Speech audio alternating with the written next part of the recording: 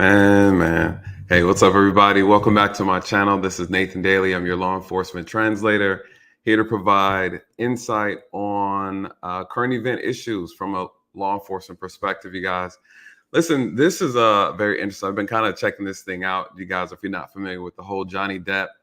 My marriage fell apart. It's been war and chaos situation with Amber Heard. It's very interesting and it's very sad, to be honest. There's a defamation lawsuit that Johnny Depp is filing against Amber Heard, his ex-wife. Now, before I get into that, because there's a couple of things I want to talk about from a different perspective. I'm not really into the Hollywood gossip. I like to talk about the bigger issues, which is, in this case, domestic violence. So before I dive into that, shout out to all the subscribers, you guys. Thank you so much for your support. As you guys know, we're almost at 9,000. The goal is to hit 10,000 before my mom's birthday. So if you're new watching this for the first time, you're new to my channel, please hit the subscribe button. Welcome. Hit the like button if you're on your way in. Now, the trial just started, you guys. And, they picked the jury last week. The trial is starting. And it's been interesting. The opening statements have been very interesting on both sides. Johnny Depp, of course, he has top-notch attorneys. Amber Heard has top-notch attorneys. And they are about to expose this very, very tragic and broken marriage. I don't know what it is. It seems like the marriages have been on display lately. We see it with Will Smith and Jada Pinkett. I mean, that's been on display for a while. The issues with now listen, I'm not the type to go in people's homes. Well, technically I am. I've been in a lot of homes. I've investigated a lot of domestic violence crimes. I've interviewed a lot of couples. You guys, this is something that a lot of people deal with. It's very troubling. Seeing people stay in toxic relationships, unhealthy relationships. I know we've all been there to a certain degree, but especially when there's violence there, especially when there's drugs, alcohol, substance abuse, and things like that. You guys, it's not healthy. It's not okay. So I'm here to talk about just some of the information I think is important to look at in this case. What causes people to stay in these violent relationships, these toxic relationships, and what ends up happening in the long run? Now, these are two celebrities.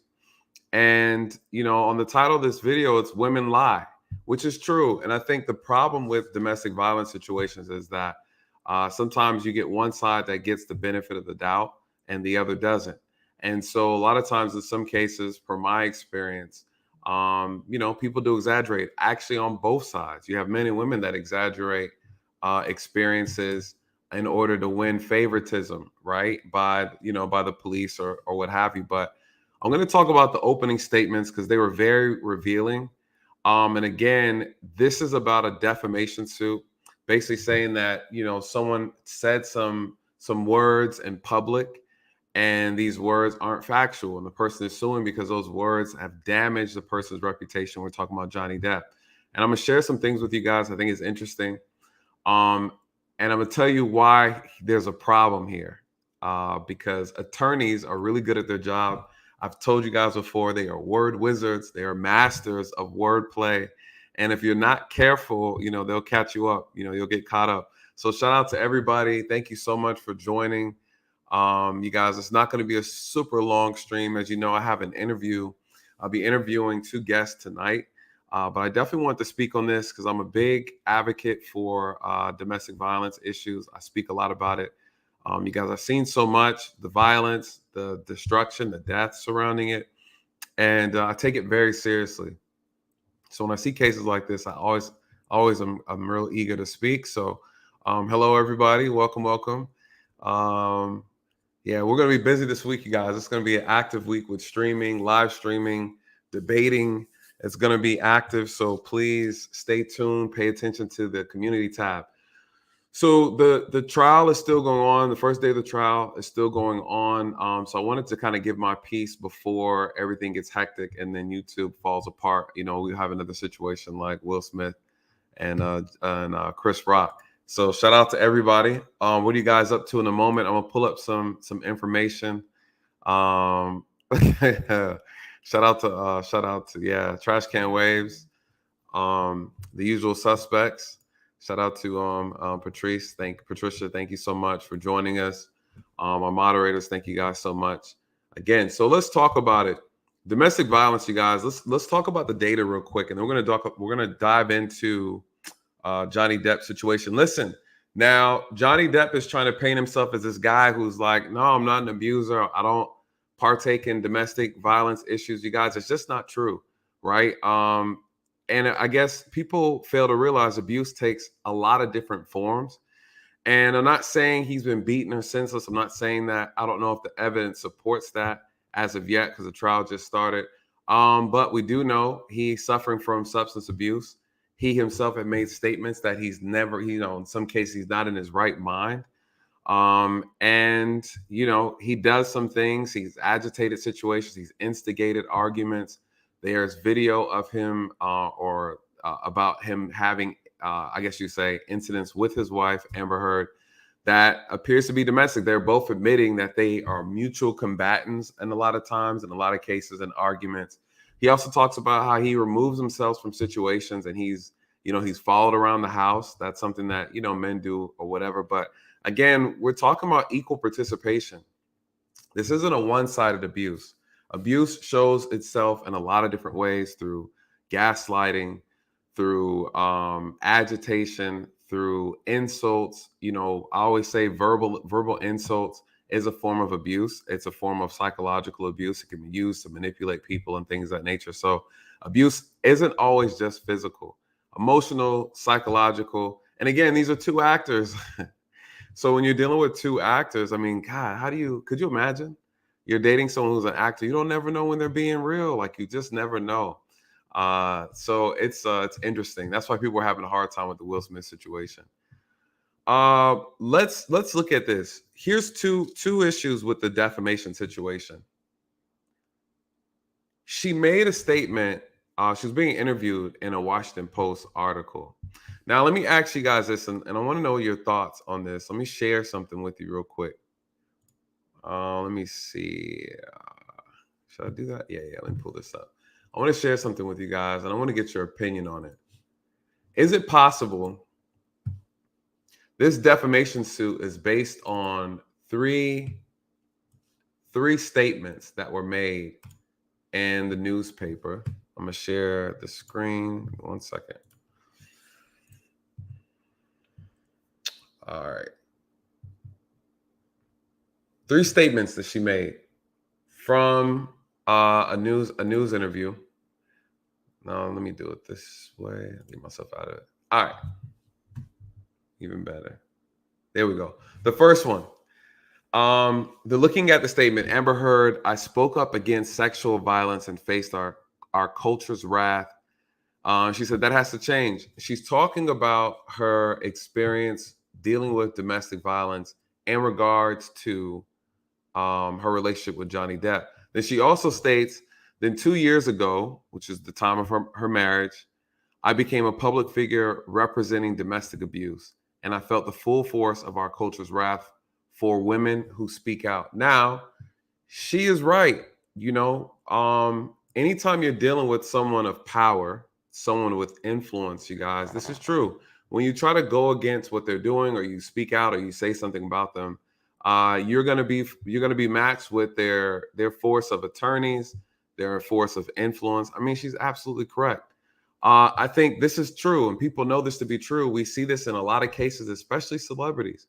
I don't think this is unique just to men, though. I think this is unique to anyone who has financial power.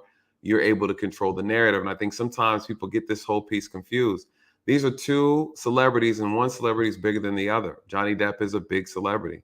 And so when these allegations, quote unquote, of domestic violence were taking place, of course he's going to fight back. Of course he's going to use whatever resource he has available to combat those allegations. That's what these guys have. They have PR, they have a marketing team for this very purpose. Then she makes another statement because this is where the defamation is rooted in. She makes another statement. Hold on, so that I've heard. I've been listen. Yeah. When it comes to rules over here on my channel, as long as everybody's respecting each other in chat, you guys, I'm cool with it. I know people say all caps and all that kind of stuff. Nah, just be cool with everybody. I'm straight. And so, my moderators are super dope. They don't really, they don't bother nobody unless they act crazy. So let's see. What was the other statement that she made? Let me see. Let me scroll. Let me zoom out. Zoom me out. She said, I had the rare vantage point of seeing in real time how institutions protect men accused of abuse. Again, she's right. She's absolutely right. Institutions will protect men of power, men of means. We've seen this. I've seen this happen. I've seen this happen to, political figures. I've seen it happen to administrators. It's power, right? It's power. And power is just not exclusive to men. Now, when we look at how power is exercised, of course, as we know, you're going to have men in a lot more of these situations, predominantly in these fields where they are actually running and in positions of power where they are exercising power over women. This is true, right? I don't know anybody. I mean, a lot of people try to deny it, but this is really true, you guys. And so again, she makes valid points. The question now is the defamation. Is all this true? She's saying, she's making allegations. She said, I spoke up against sexual violence, meaning she was a victim of sexual violence and faced our culture's wrath. That has to change. Now she's insinuating that she was a victim in her marriage of sexual violence. Now she has to prove it, because now what's happening is in the opening statements, her hold on, how do I get in her opening statements, the attorneys are saying, Johnny Depp's attorney is basically saying these are false, right? He never abused her. He never abused her, and because he never abused her, how can she make these statements? These statements damaged his career, right? He didn't get his Pirates of the Caribbean 6. I'm not even a fan of Pirates of the Caribbean, but Jack Sparrow was a good actor. What is the problem here, you guys? People have a hard time separating celebrities from reality, right? This idolization of these celebrities, people feel like they can't do no wrong. He could very much well be the person that she's claiming him to be. At the same time, you guys, she's not innocent.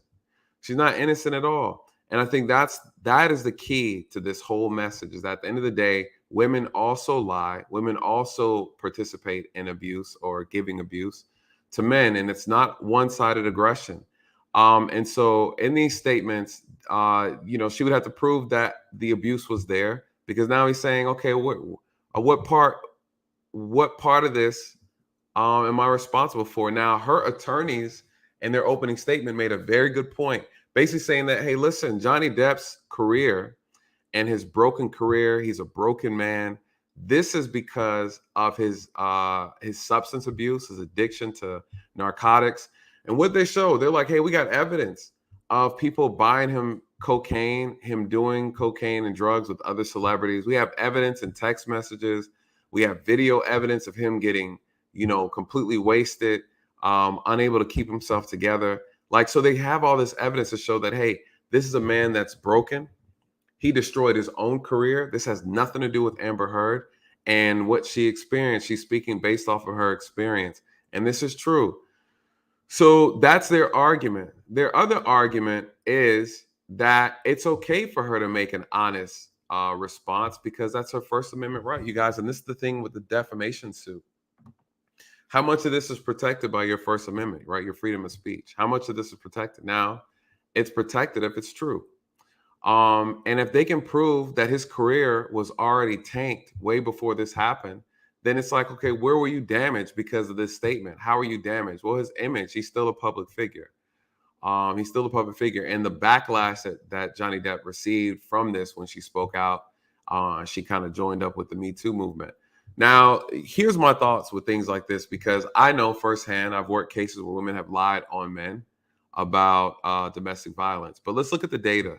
What does the data suggest? Nationwide data does support the idea that 1 out of 10 women are, correction, 1 out of 3 women are victims of intimate partner violence, right? That's kind of how they label it now, intimate partner violence. That's a thing. And 1 out of 10 men are victims of intimate partner violence. But I would argue that, unfortunately, a lot of men don't report, right? A lot of men don't report. So I don't think that nationwide number, is going to be accurate.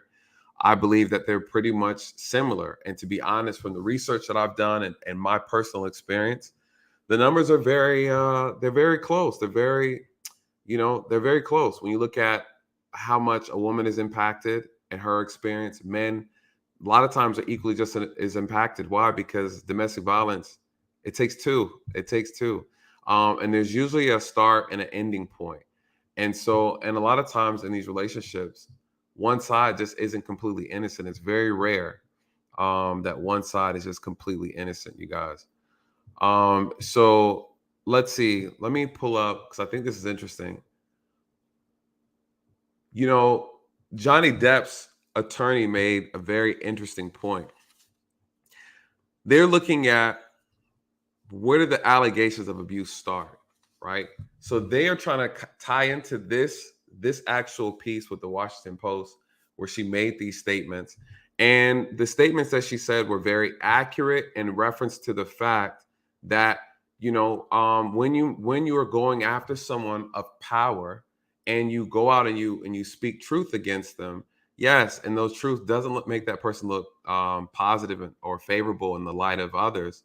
Yes, they are going to use whatever tools and resources to actually combat the truth, right? People don't like to be exposed. She's right about that.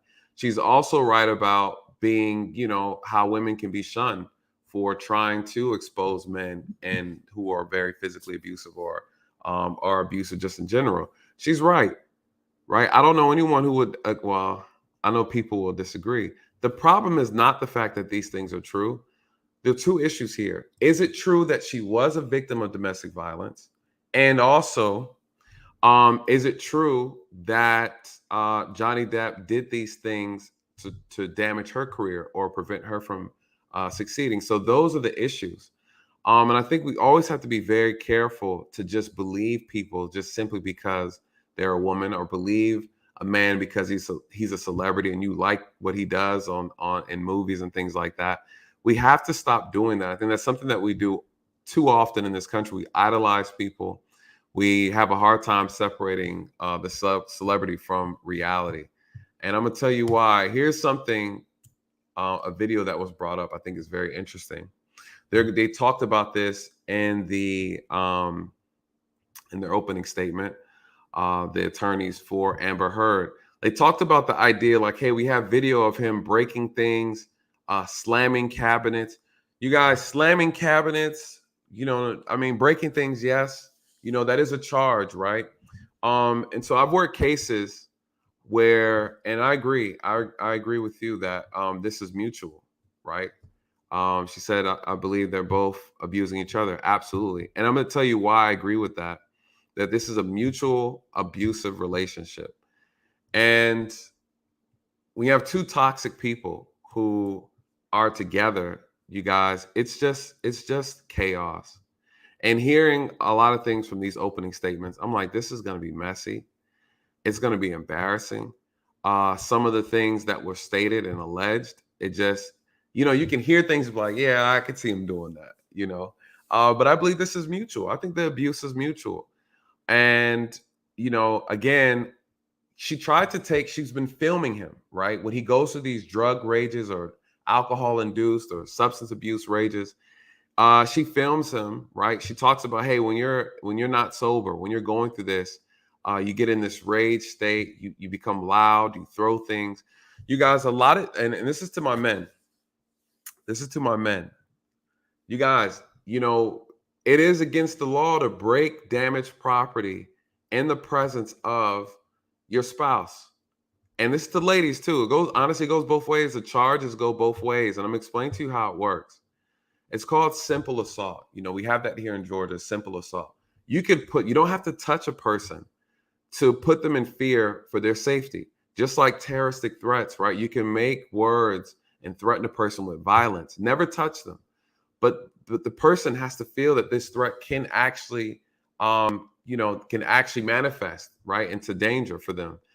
And, you could be charged. You could be charged with threatening a person. You could be charged with damaging stuff, putting that person in fear for their safety. That is a charge. You can be arrested for that. I've done it before. I've had a situation where, a man was in the home. They're going at it. They're going back and forth, arguing. And he starts punching the wall in front of her. I had another case where a man took her phone and he threw it. He threw it so hard it penetrated the drywall. And in that moment, when I speak to the victims, I speak to the women, I'm saying, how did it make you feel? And it's like, I thought he was going to hurt me. I thought, he's punching the wall. That could have been me. At what point, when a man loses self-control or a woman loses self-control over their emotions, over their feelings, that they become dangerous? I always say it, emotions absent of logic is what makes people dangerous. It's okay to be emotional, but when logic leaves, a lot of times we're acting out of pure emotion. That emotion can turn to rage. That rage turns to violence. That outward expression becomes dangerous. And that's the part that you have to be careful with. What's my remedy for that? Remove yourself from the area. Shout out to the big homie Sir Hell Speaks. You guys, if you're not following him, you're missing out. We did a collaboration not too long ago. We talked about Black men, Black boys, and Black fathers, the value of having fathers in homes. And it was an amazing stream. He completely destroyed it, him and Chicago Rilla. It was a great stream, you guys. Please go check him out. So salute to you, Sir Harold Speaks. I really appreciate the support. I'm a big advocate, you guys, on domestic violence, and so this is why this is so important. Listening to them go at it, Johnny Depp and Amber Heard. It's one of those things we have to have the conversation. And the idea is like, listen, if you guys listen, Johnny Depp he's an abuser of substance. He suffers from substance abuse and alcohol abuse. This is a known fact. It's damaged his career. He has a wife. Now, why she decided to stay or waited so long or she allowed herself to stay in the abusive relationship for so long, listen, I don't know, right? I don't know. Everybody has their unique reason. Some people, they're addicted to the lifestyle, the popularity. Some people, they're stuck in this emotional, psychological wheel, and they can't seem to get out. They call it like the honeymoon phase. If you guys aren't familiar with that, right? You go through the abuse, the abuser gets up, he's like, oh, I'm so sorry. Listen, I'll do better. And you're like, oh, okay, all right, I trust you. And then boom, the abuse happens again. And then the cycle repeats itself, right? It's called the honeymoon cycle. And it's one of those things that it's a real issue. It's a real situation. It's psychological when you're really diving into the psychosis of a person that's abusive. And sometimes people are addicted to the abuse, right? It gives them a form of validation. It makes them feel secure. People like the drama. There's so much behind it, you guys. There's so many layers to unpeel. We would definitely not be able to cover all of it in this stream. But the idea, one of the most important things is that she's aware of his abuse. She's aware of his substance abuse issues, his drug issues. She's aware of how he acts in those moments, and she stayed. So this is also a warning as well to ladies. Ladies, when you're in a situation like this, remove yourself. Remove yourself. It's not worth it. And fellas, same thing. Remove yourself. I want to show this video. I think it's very important because they're trying to use this video as evidence, as an example of his moments of rage or just kind of his everyday behavior. And I'm gonna give you the context of this after you see it. But they talked about, oh, he's slamming cabinets, he's cursing, he's yelling. Yeah, this is where he gets into his zone. Johnny Depp is battling spiritually. He's battling some demons, right? You can tell. You can absolutely tell. But I'm gonna play this video. I think this is really interesting. And again, when we look at the data actually supports this. One out of 3 women experience intimate partner violence within their lifetime. 1 out of 10 men experience intimate partner violence in their lifetime. That's physical abuse, mental, emotional, stalking, and even death. You guys, unfortunately, when you look at the numbers too about women losing their life. Nationwide data supports that almost, I want to say, if I'm not mistaken, 85% to 90% of woman-related homicides, it's related to intimate partner violence, you guys. So this is a real issue. It's a very real problem. It's very serious. It's not a game. We see these situations like Gabby Petito, that situation where she was also killed by her intimate partner. We see this all throughout the years. Women losing their life from a ex-boyfriend, current boyfriend, or husband, or strange husband, however you want to label it. So a woman's greatest threat, her life, unfortunately, guys, just being honest, is to a man who loses control over himself, his emotions, and doesn't have any emotional discipline. And it's very, very sad. And I believe 70% of those deaths are done by guns. So you guys, this is a real thing. So when we talk about women staying in unhealthy relationships, you have to identify what those signs are. Now, granted, I know this is Hollywood, but it's no excuse, right? It's no excuse. People knew he had a substance and a drug issue long before, way before. So, sometimes we get so caught up in the aesthetics of a relationship, what it looks like on the outside, the optics. Oh my God, I'm Johnny Depp's girlfriend, right? I'm whatever. And it's like, and then the prior girlfriend's like, hey sis, good luck. Keep your head up, keep your head on a swivel, right? It's sad, you guys. Miserable people need to be by themselves. They need therapy. They need to be by themselves. To be honest, I want to play this video. I'm going to give you some context about it. Let's see.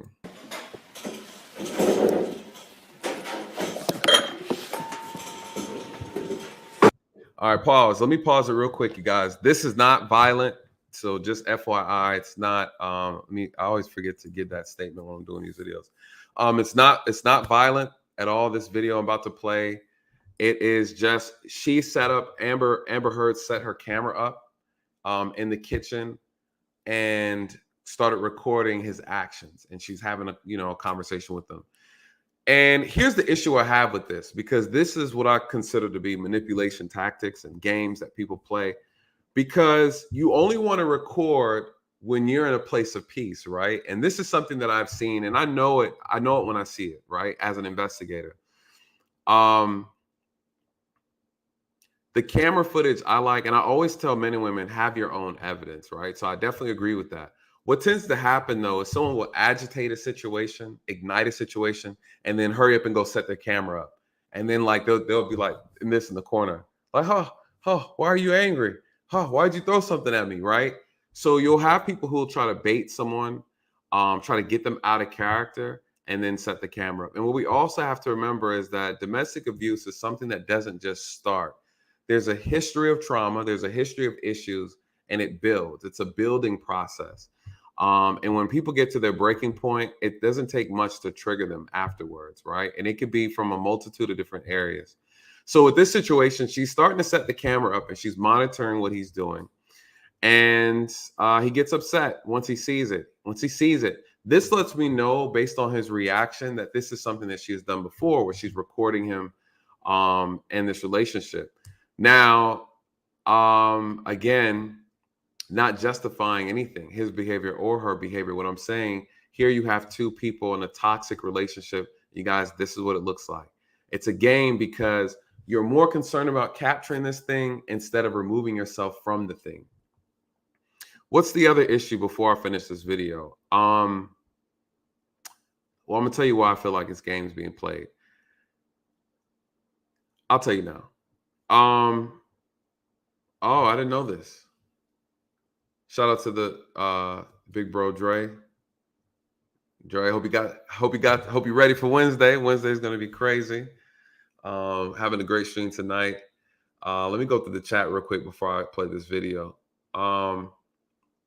I did not know he was a follower of Aleister Crowley. That's very interesting. Those who are not familiar with Aleister Crowley, he's one of the the founder of the Church of Satan.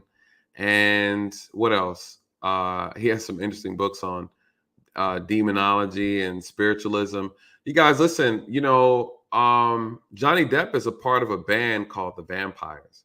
I mean, he looks, and vampires are real, you guys. They're actually real. They're in the Bible. They talk about people who drink blood and things like that, and you kind of siphon them. That's a whole nother story. I don't know if y'all ready for any of that spiritual talk. I try not to give y'all too much. And what else? Same thing with who's the other one? I heard this out from Courtney. Courtney Michelle told me this about Jada Pinkett. And Jada Pinkett's part of a band, kind of like a satanic type of band, where I don't know. Again, you guys, what do I know about this gentleman, Johnny Depp?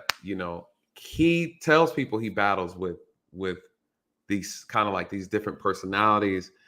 I think from playing all these different characters, you invoke these personalities on you, and next thing you know, you can't shake them. You can't shake them. And you hear a lot of actors say they do they do different narcotics and drugs to kind of suppress the thoughts, or they feel like they've got spirits on them and things of that nature. It's crazy. It's crazy. He's definitely battling with a lot. Someone needs to throw some. I got an auntie who put some oil on his head real quick, clear all that up, clear it all out. So, in my opinion, Judas was a vampire. Can I do? Yo, y'all are putting me on game. Shout out to the big homie Disruptive Minds, you guys. This my homeboy right here. Judas was a vampire. He cannot do however it needs blood to stay alive. Blood is life. Blood is life. I mean, you hear about celebrities taking blood from I guess themselves, they say, or babies and things like that, and they kind of put them, on their face to kind of get the her band name was Wicked. Shout out to Jay Black. Jada Pinkett's band was named Wicked. Yeah. And if you see the album cover to her stuff, it's all crazy, guys. But these celebrities, I've heard Kim Kardashian, hey, I got to get the blood face thing, right? I guess they said they use their blood and they put it on their face. It's supposed to blood injection serum or something. And it helps them make them more youthful. Listen, Hollywood is right, the devil's playground. Good question. So if he's an atheist or whatever, does it make guilty of abusing her? Listen, it's everybody needs to keep their hands to themselves. No, Jamaican. Shout out to Haiti though. Sabase, right? The Haitians be on it. Holly Weird. Very true. I think the problem is this is such an unhealthy. You guys, I couldn't take it anymore. The forced sexual acts, being penetrated with bottles and glass bottles. It's there's a difference between things that are being made up and things that are being exaggerated, and just certain things just like, all right, I know this happened. But I think one of the dangers, though, at the end of the day, is that when people start exaggerating things, I'm gonna get into that, the exaggeration. Honestly, the exaggeration is where the problem lies. Because at the end of the day, if you're just being honest, just tell it how it is. I'm quick to tell people, when I'm investigating, hey, how about we tie you up to a lie detector? Let's get on this lie detector and see what's really going on. And a lot of people will deny it. When I know people are lying and I'm talking to them, hey, are you willing to do a polygraph exam? No, I don't think it's in my best interest. All right, okay, cool. And then I'm like, well, I think it's in your best interest to do one, because you sound like this is full of crap. Full of crap.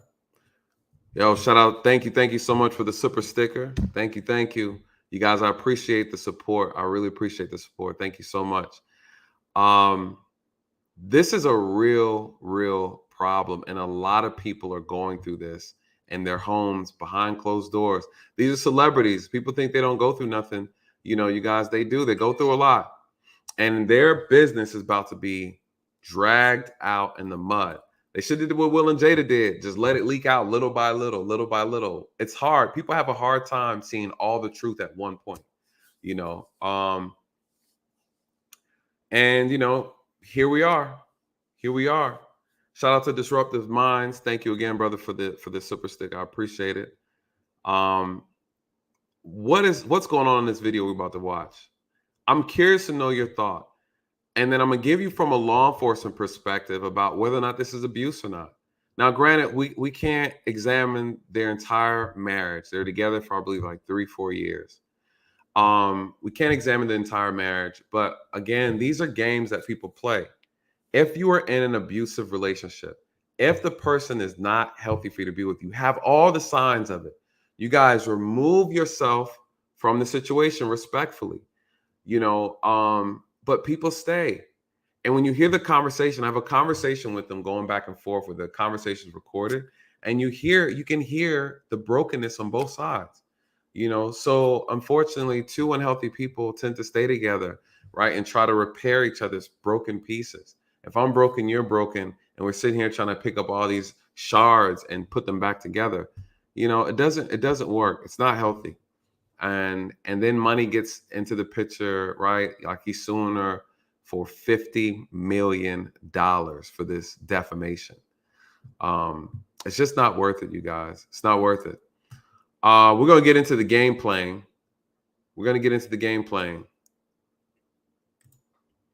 Yeah, she set up a phone to video him. She was getting him up. She did something to trigger the anger and then set the phone up. Yes, exactly. That's exactly what happened. That's what it looks like to me.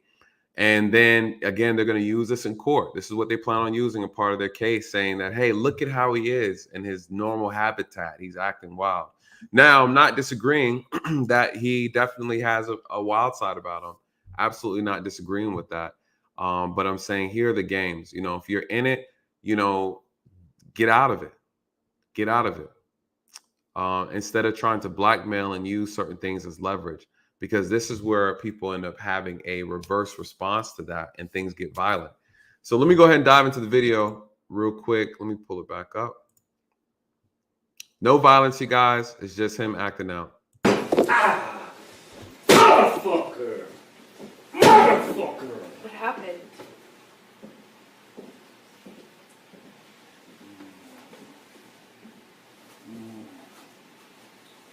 What happened?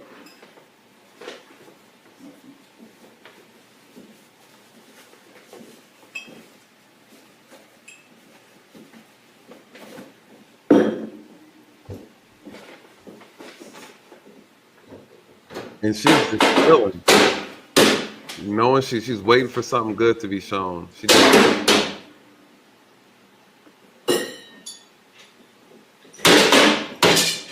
Nothing happened this morning, you know that? Were you in here? No. So then nothing happened to you this morning? Yeah, you're right. I just woke up and you were so sweet and nice. We were not even fighting this morning. All I did was say sorry. Did something happen to you this morning? I don't think so. All right, let me pause that. What did she say? She's trying to play innocent. Oh, what happened? We didn't even argue today. She's trying to paint the picture. She's trying to mold the narrative. She's trying to agitate him. She sees he's angry, and everything was just good just a week ago. Johnny, why are you so angry? It's a beautiful day. Mind you, we're talking about two A-list, well, I won't say she's A-list, but they're two good actors.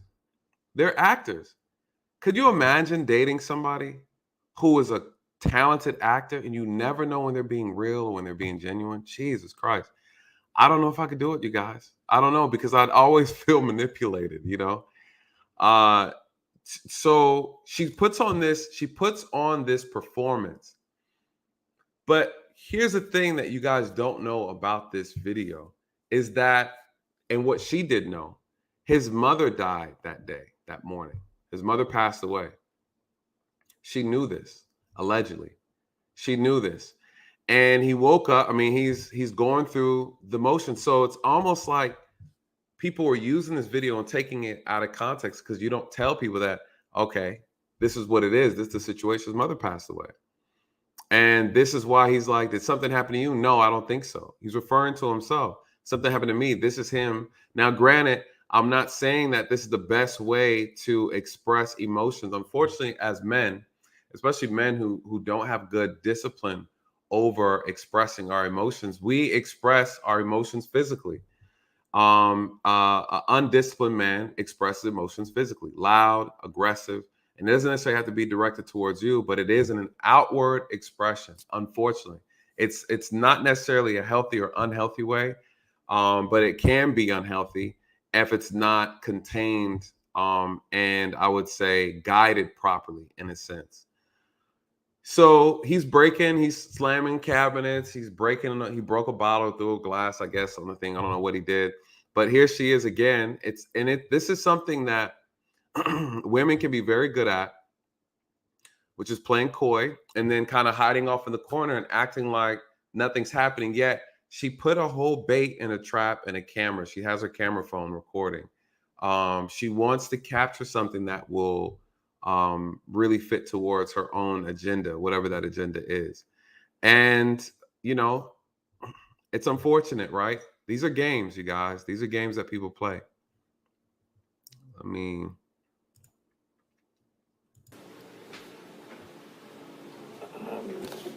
No, that's the thing. and then she moves it again. Fucking crazy. That's crazy. She moves it again, and then she tries to cover up the phone so he doesn't see it. So she's like, I want to capture him. Now, listen, you guys, if you have to do all of that in your relationship, that is a clear-cut sign that this is the relationship you need to be in. If I have to play candid camera in my own home, in my own relationship, you guys, that is the sign. I shouldn't have to walk around and film you and wait for you to cuckoo cuckoo and do something crazy. And then now that is a problem, you guys. That's a problem. So I'm not justifying Johnny Depp's behavior or how he decides to, share his anger. As men, you guys, and as women, as people who have an emotional experience in life, what we have to remember is if you put someone in fear for their safety, that in a sense can be a criminal charge. That could be a criminal offense. So you have to be careful. You have to be careful when you are expressing yourself in a physical way. Even if you're not doing it directed towards someone, you make a person afraid and fear for their safety. You could be removed out of your own home, right? So we have to control our emotions. We absolutely have to. That is one of the biggest reasons why domestic violence situations happen. People lose control over self. And when your self is gone, then you're no longer in control. And when you're not in control, you do things that you regret and you end up acting out of character. So many times I've talked to interview people and say, I've never hurt anybody in my life, you guys. Emotions will take you out of here. It'll completely take you out of here. You have to be careful. So again, she tried to cover this up and she adjusts the camera to catch him in whatever moment she can catch him in. You guys, these are games, right? These are games.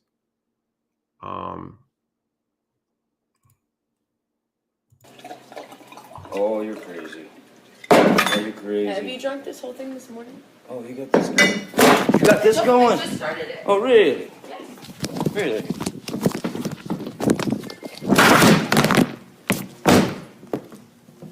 Sneak that shit on me, No, motherfucker. I didn't. You were smashing shit. Oh, bye.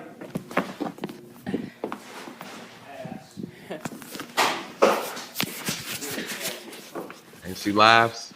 She kind of laughs it off. He took her phone, he threw it down. And he called her an ass. You recorded me. Then what does she state? What does she do? She's trying to create the narrative. Oh, look at this. You drunk all this morning? And it's like, right? Like she's trying to build a case, right? She's trying to build a case. She's trying to show she's controlling the narrative while recording. It's like how we get on people who are, you catch them always trying to, hey, can you take a picture of me next to this car that doesn't belong to me, right? Like you got people who always want to try to like set a scene up that's not real. It's not organic. It's not natural because no one's filming her and her tantrum. No one is showing how she can be calm because she knows that she's trying to entrap him and in a situation. And so of course it's not genuine. It's not genuine. And these are games, right? Men and women do it. Both sides do it. Again, she's not innocent.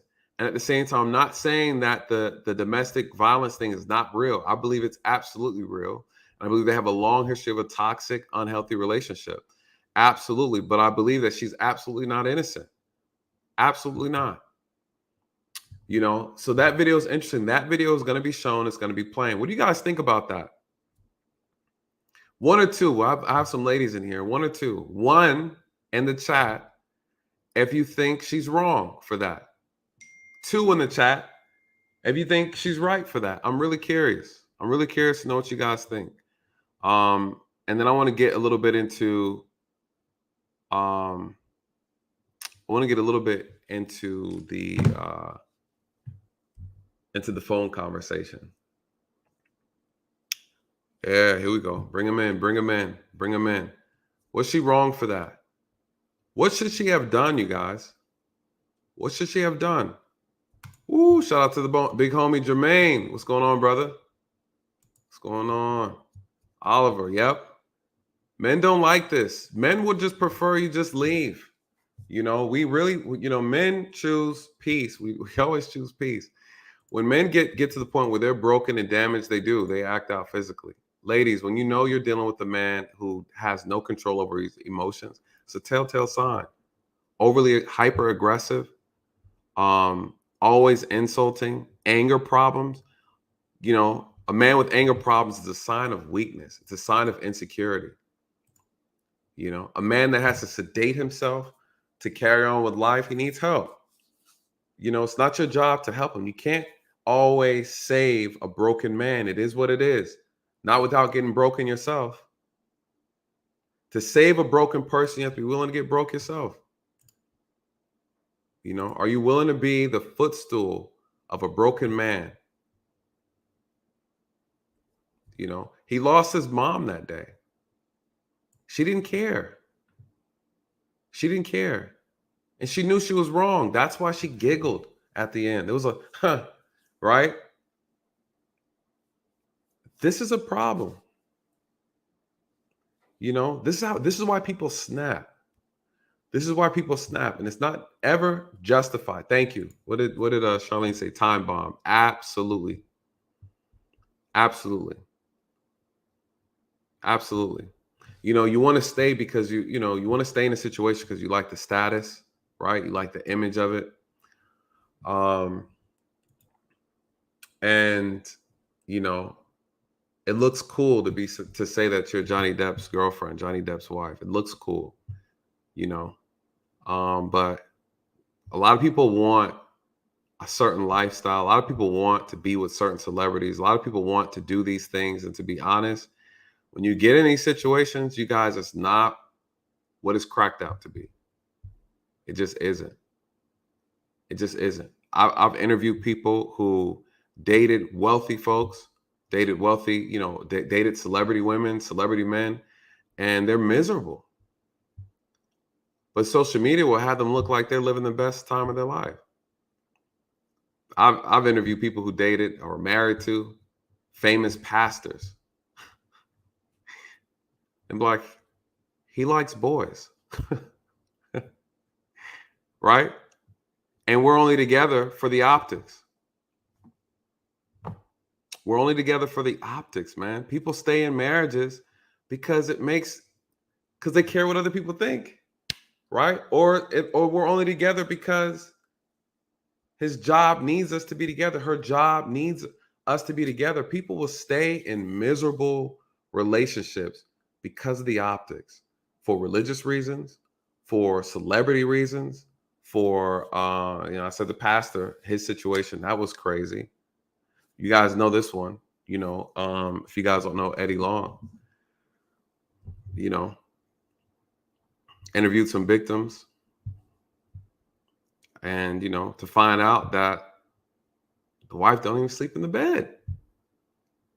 Find out their marriage wasn't really what it was cracked out to be.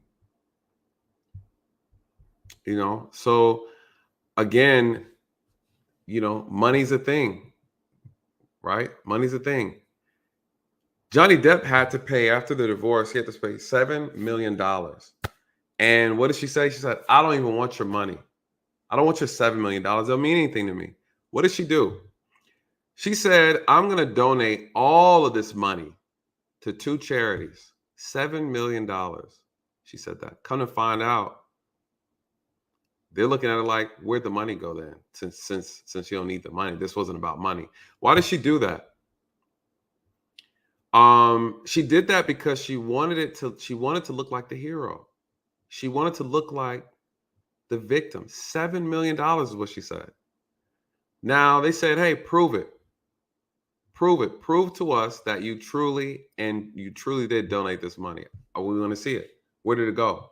You guys, they can't They're trying to trace it. They don't know where the money went. But she did that because it's a good publicity stunt. So we don't know if she did or not, right? We don't know. But, Johnny Depp asked, hey, can you prove it? Can you prove that since you don't need the money and you donated it, show us? Because you're using this to actually, build your image. Here's the thing I want to listen to. Two fake charities like Black Lives Matter did. Where all that money go? Homes. She's playing games. They're neither one of them are innocent. And I think this trial is going to be so crazy. It's going to be crazy. Let me see what these notes in here I had, because there was so much going on. So the whole piece about the court, not the court, but the whole piece that she did in the news with the Washington Post was very interesting. And this Johnny Depp is saying that an incident happened May 21st, 2016, you guys. Here's where it all went down. Let me show, I'm going to pull up a picture because I think this is going to bring some, okay, yes, I'm still trying to learn all this. Listen, thank you guys so much for joining. If you're coming in, please hit the like button if you're enjoying this content. If you're new to the channel, please hit the subscribe. We are on our way. We're almost at 9,000. You guys, we're almost at 9,000. Listen, my goal is to hit 10,000 subscribers before May 9th. That's my mom's birthday. So shout out to mom. If you want to make my mom happy and partake in this happy birthday celebration, then let's get to 10,000. I told her the other day, she's like, oh, you know how moms are. She was excited. So shout out to my mom. This is what we're going to talk about real quick before we get into the next segment. I want to really show this. You guys, there are women who are abused out here, who are assaulted. I've seen the most grotesque things. You talk about the finger. Yeah, we're going to talk about the finger incident, about Johnny Depp almost losing his finger.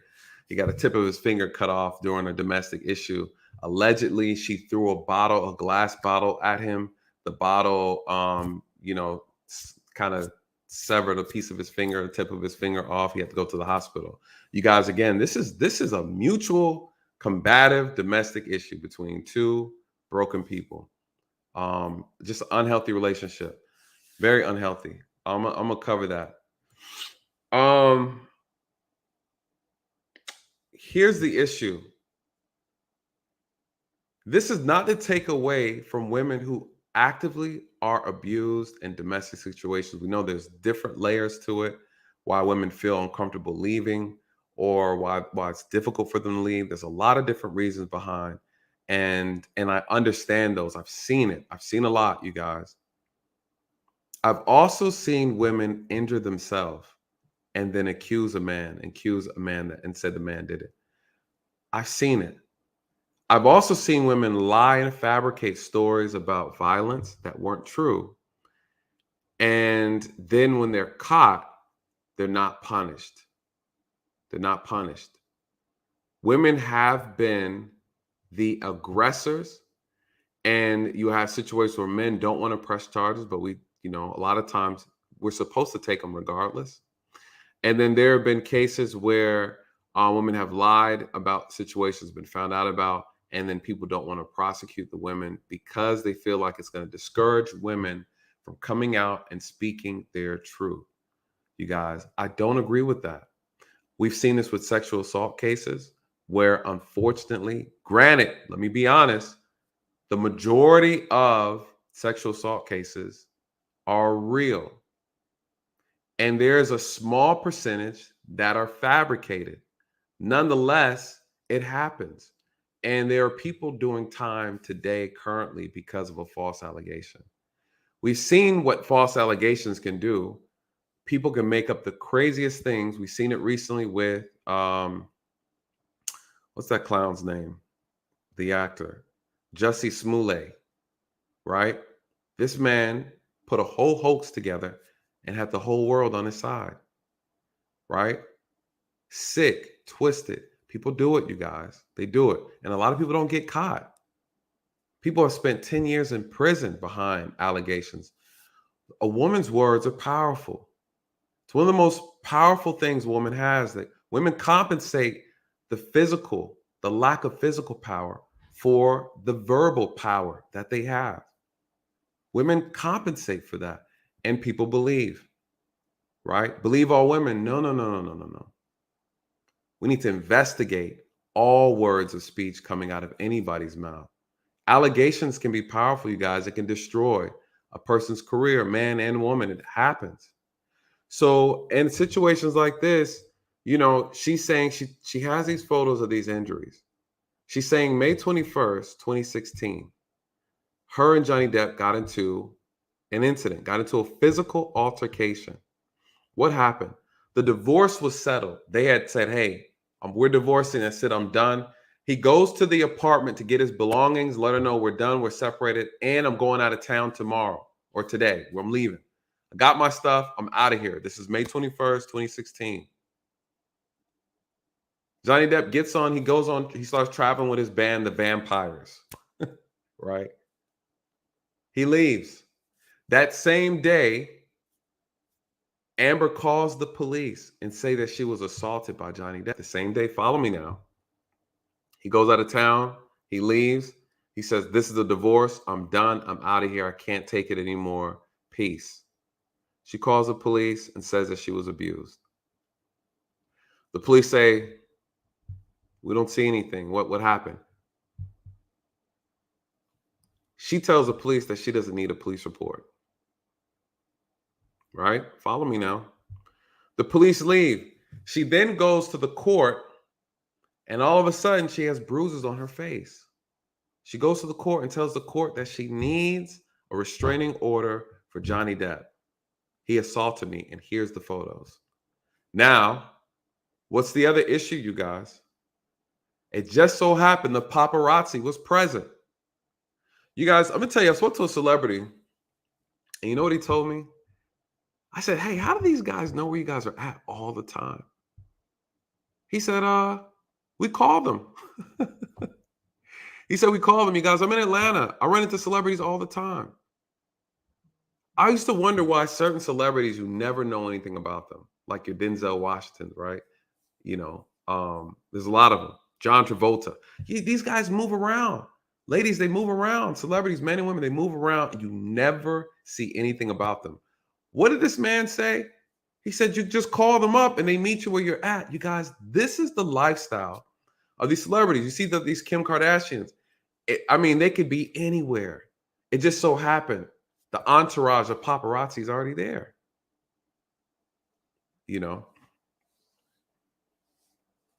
So here's the thing,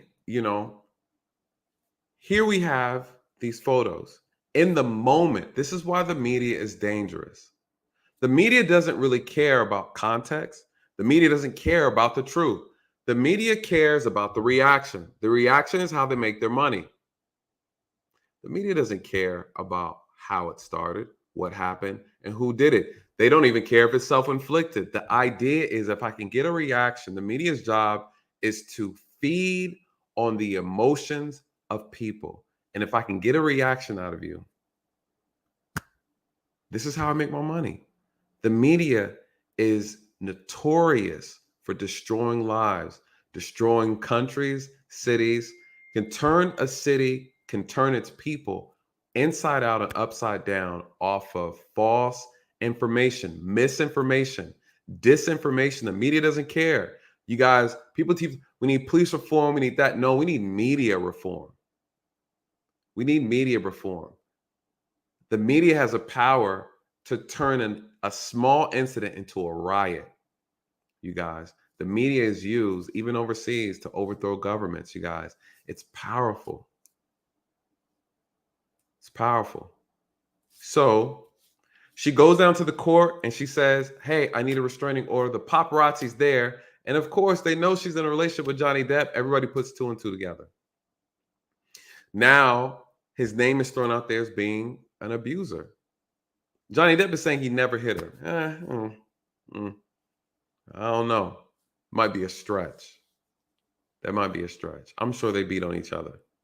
And there's some documents to show that it's mutual combat. I'm going to pull up a conversation. It's mutual combat. Who's the primary aggressor? When we show up on the scene as officers, when we show up on the scene, if we can't determine who the primary aggressor is, who started the fight, who made the first contact, who violated whose space, if we can't determine, guess what? Both of y'all are gone. Both of y'all are gone. Perfect example. Gabby Petito. One could argue if the police officers did their job properly when they stopped them and arrested Gabby Petito, because they had enough evidence to show that she was the primary aggressor. She admitted to it, whether she was lying to defend him or not. She admitted that she was a primary aggressor and that she struck him while they were driving the car. Witnesses have seen it. They knew it to be true. And what happened? The officers gave so much leniency to her because she was a woman. And in a sense, one would argue that that death is on the officer's hands. What if they did? What if the police arrested her, had them separated? Her parents probably would have forced to send her back home, right? Because they're on this road trip. You guys, it's that simple. There's a good chance she could have been alive today or alive a little bit longer. But the police released, they did everything in their power to not arrest Gabby Petito because she was a woman, because she was pretty, that pretty privilege that some women have. If the shoes were reversed and they had evidence that he had struck her, those men, those male officers would have not gone out their way to try to justify why he shouldn't have gone to jail. You guys, that is the truth. That's the truth. So we've seen it. We've seen it before. I've seen it. Listen, when I have women abuse men domestically, they assault men, oh, they're gone. I throw the cuffs on them just as fast as I throw them on men because I understand the dynamic. I understand the dynamic. When you're wrong, you're wrong. And a lot of times, women sometimes lean on the fact that they know that they will be treated a little bit softer. But you guys, listen, hands kill people. Hands kill people. You know, whether they're woman hands or man hands, it doesn't matter. You know, women can pull triggers and hold knives just like everybody else. You got 12-year-olds pulling triggers. So just because she's a woman doesn't mean she's not dangerous. You know, and granted, again, the data shows 1 out of 3 women are victims of intimate partner violence. 1 out of 10 men, approximately, I think it's more maybe 1 out of 6 men, to be honest, that are victims of intimate partner violence. So again, it's not that men aren't affected. It's just that women are affected more. But ultimately, honestly, I believe it's around the same. When you look at the data in comparison based on different situations, they're very similar. They parallel. They parallel. So it's a myth that women are just overly abused by men and men are not overly abused by women. It goes both ways. It goes both ways. So after that, people are asking questions about this photo. And they're saying, okay, well, when did this happen? He wasn't even around. The police, they have evidence. The police have showed up and interviewed her and said she had no marks. They said the place was in pristine condition. But then when she gave her statement later, she's saying the place was in disarray. So they're like, there's a conflict here. Because when the police showed up, 2 officers showed up, they said they didn't see any damages. There were no injuries on you. Then not only that, the hotel, the apartment manager seen her leaving and saw no injuries on her face. So they have multiple witnesses that are saying, hey, when did you get hit by Johnny Depp? Because the time frame you gave, he wasn't even here. He wasn't here. So, you know, you guys, this is going to be interesting. Just the first time. The first time without my nonprofit shirt on. Yeah. Oh, for those of you guys who don't know, I do have a nonprofit for law enforcement. Please go and check that out. I you know, sometimes I get so caught up in everything I forget to even talk about it. But it's called the Blue Phoenix Initiative. It's a nonprofit for police officers who have been severely injured in the line of duty. I also use that nonprofit to help rebuild the relationship between the police and the communities they serve, especially the Black community. That's a big thing. And so the nonprofit's good, you guys. Take a look at it, risebluephoenix.org. Please go out there and support. Check out the website. Let me know what you think in the comment section when you get a chance to do so. I guess I can start talking about it like this, like commercial break, right? Make my own commercials. So yeah, thank you. Shout out to you. I really appreciate that for mentioning that. You're right. I was running errands and then I was listening to the case. I said, I need to talk about it real quick before I do my live stream tonight at 7. And again, this is a domestic violence case. I listened to, as I said, laundry day. I listened to the video call of one of their back and forths, and I watched this video the other day, and I was like, golly, the man's mother passed away. Let's be real. Let's be real. So not to say anything, not to say that there's nothing there, but we definitely know that there's a problem, you guys. So, what I want to go over real quick is this. This is a recorded conversation between them talking about who did what, who hit who. And I want you guys to hear this. And I want to know your thoughts on this phone conversation. I told you what I needed. You said we should make a list, but yet you don't.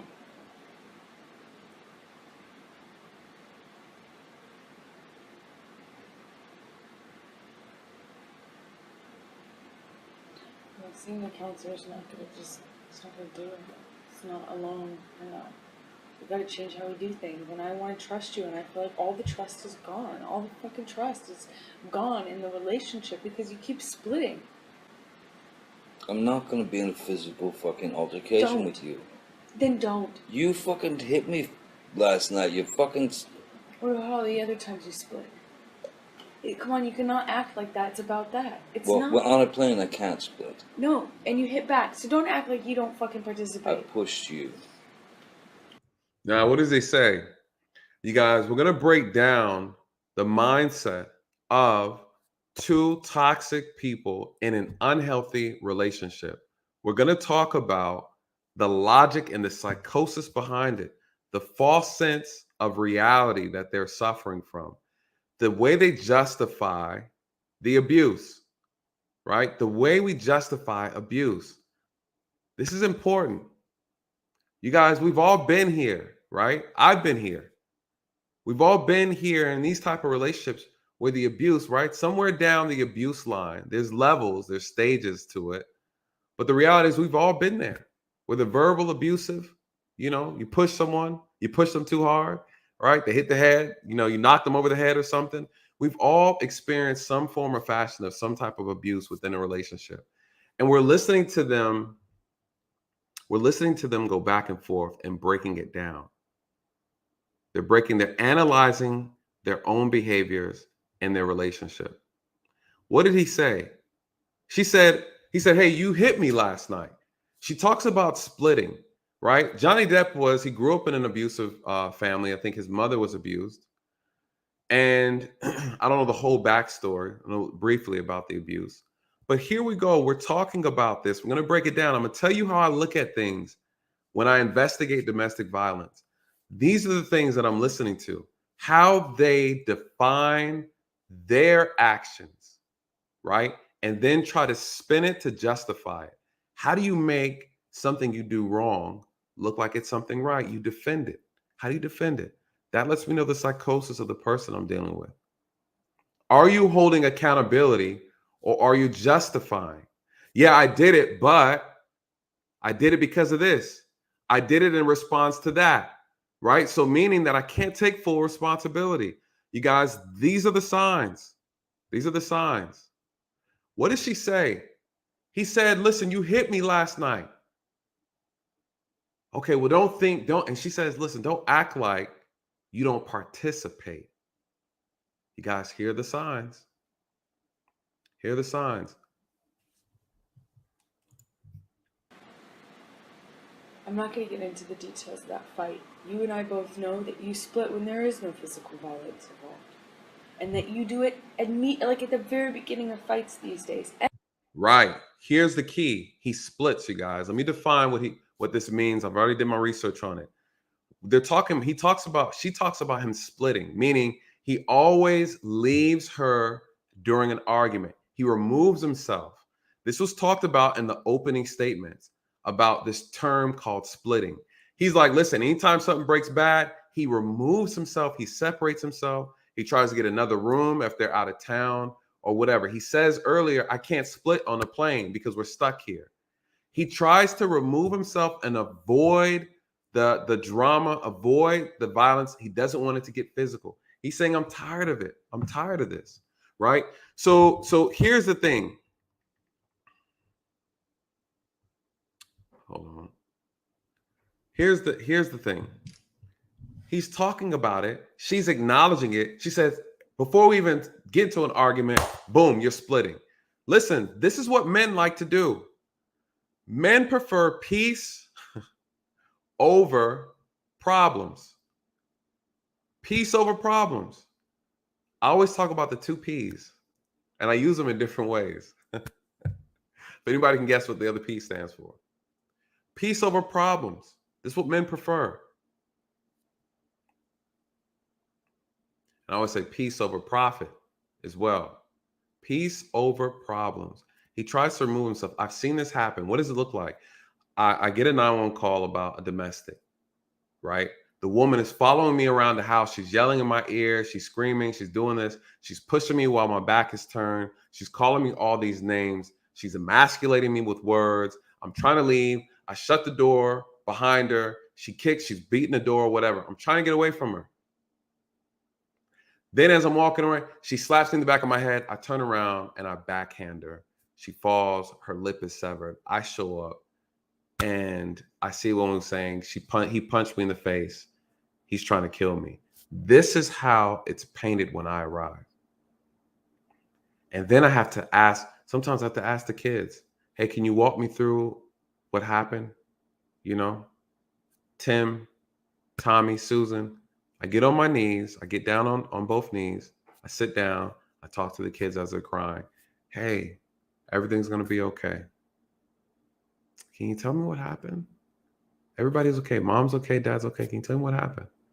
This is me talking to children who are witnessing domestic violence. I've had cases so bad where I had to take off my gear, take off my police stuff, and show up and talk to kids in a non-threatening way to get information out of them. You guys, this is real. This is real. You know, I've had to remove children out of homes because a parent took another parent's life and there was no other way to get anybody else there to take care of the kids. You guys, this is real. I had a situation like that. The man got so agitated and in heat of the moment, in heat of rage, not justifying, turned around, swung, and almost severed the woman's lip. He hit her so hard. Who's at fault? I'm trying to get away. This was a reaction, an emotional reaction. This is what we're talking about. So she's describing him splitting, leaving. And if you split and you go into a different room and you don't actually leave that house, it does nothing but perpetuate the fight. A couple of things to address already. Note how Amber is on to Bad. What by saying I'm going to get it last night? I feel very. Last night I feel very bad. No, I'm talking in Toronto. I did not start screaming until you had fucking said all this shit. You poke an animal enough, it is eventually, doesn't matter how friendly it is or how cool. So she mentions him getting another room. Needs to fucking change. And you can go, I can't meet those demands, I can't do it, or you can fucking promise me so I have a modicum of safety, I feel a modicum of respect, a little tiny shit sliver of fucking like, you are in this whether it is good or bad. Whether it is good or bad. Down and up. Lows and highs. Tough and easy. Here again, saying he doesn't stay and fight. You may have safety. The bad. This is this guy always talking afterwards. It's a good point, right? I've heard women say this where if they don't feel like you are actually trying to fight for the relationship, it gets them more upset. You guys, this is a form of what I call sociopathic behavior, right? Sociopathic behavior. And I think what's interesting is one of the biggest issues. Yeah, Dwayne said borderline personality disorder. Yeah, people want you to stay in something toxic, something unhealthy. They want you to stay in that. What I've seen some people say is that they get upset when they feel like you're not fighting for the relationship, right? When you're just kind of like, I throw my hands up. Again, people who desire peace, they don't want to argue. They don't want to create any type of unnecessary conflict. They can't handle it. They can't handle it, especially a person, as you say, like a Johnny Depp, who is a known substance abuser. You know, a known substance abuser. They can't handle stress. That's why they do. That's why they abuse substances, right? So she's wanting him to fight. She's saying, I need you to fight. I need you to fight for this relationship. Because when you split, it makes me feel like you're giving up. Again, I think it goes both ways, you guys. When you see signs of an unhealthy relationship, and you see a person not doing the things or making the effort, you guys, sometimes you have to remove yourself. Or say, hey, we need to get counsel. We need to get therapy. You know, that's a thing. We need to get therapy. You know, make the right strides. Don't try to do it yourself. You know, self-counseling doesn't always work. When you have so many factors, you know, there's celebrities, there's money involved. It's too much.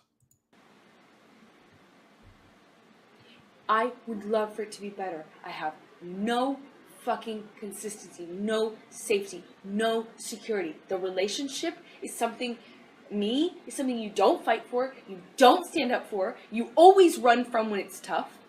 I'm telling you, I need more. We didn't say vows. You didn't make them exactly in that way, you know, but now is the fucking time. I need to know if you're going to be there. I want promises. I told you that at the beginning of this conversation. I need promises you're going to fucking be there. I need promises that this is important to you. Not when it's easy, when it's hard too. This is something you'll fight for. That this is something that's sacred. That neither of us throw out every fight. I can't be the only one to hold the promises. I was in Toronto and it fucked me over. I can't be the only one. You can't be the only one. If I split on you, all those times that I thought about doing it, we would not be here. And I stayed, and it's tougher. You know, that's stronger. I'm stronger. It is easy to run. It is easy to run away from problems. It is easy to take that out and say, well, that's the easiest. That's the safest way out. I'm not saying we should get in physical altercations. I never want to be in that. She's making some valid points. I don't disagree with her. I'm a firm believer, and I tell people all this time, I think, Shay, you make a great point. Sometimes women just want to know that they're being heard. Absolutely. But there needs to be boundaries. There needs to be a threshold. There needs to be a place where enough is enough. You know, when I'm giving advice to women, I tell them, I'm very clear. If you say you're getting 3 chances, that means you're getting 3 chances. What ends up happening is women say, I'm giving you 3, and then a year later, it turns into 25. You have women who put their foot down and they pick their foot back up, right? That's the issue. That's the issue. There's nothing wrong with her wanting to fight, telling him, this is what listen, lay your demands out. She's absolutely correct. But then when they're not being met, when the person is not meeting you halfway, when the person's not doing their part, you guys, you have to leave. It's okay to walk away, right? It's okay to walk away. Do your part. Hold people accountable. And if they are not putting the same effort, you cannot do a relationship by yourself. She said, listen, I'm the strong one. You're the weak one, right? Insulting your partner is not going to work. It's not going to help either. That's not going to help the situation. You know, if you stay in a relationship for the wrong reasons, then you will make excuses. It's the sex, it's the money, it's the status, it's the fame. If you make excuses and you hold on to an unhealthy relationship for the wrong reasons, this is what happens, you guys. Is she really strong? No, one would say she's really insecure.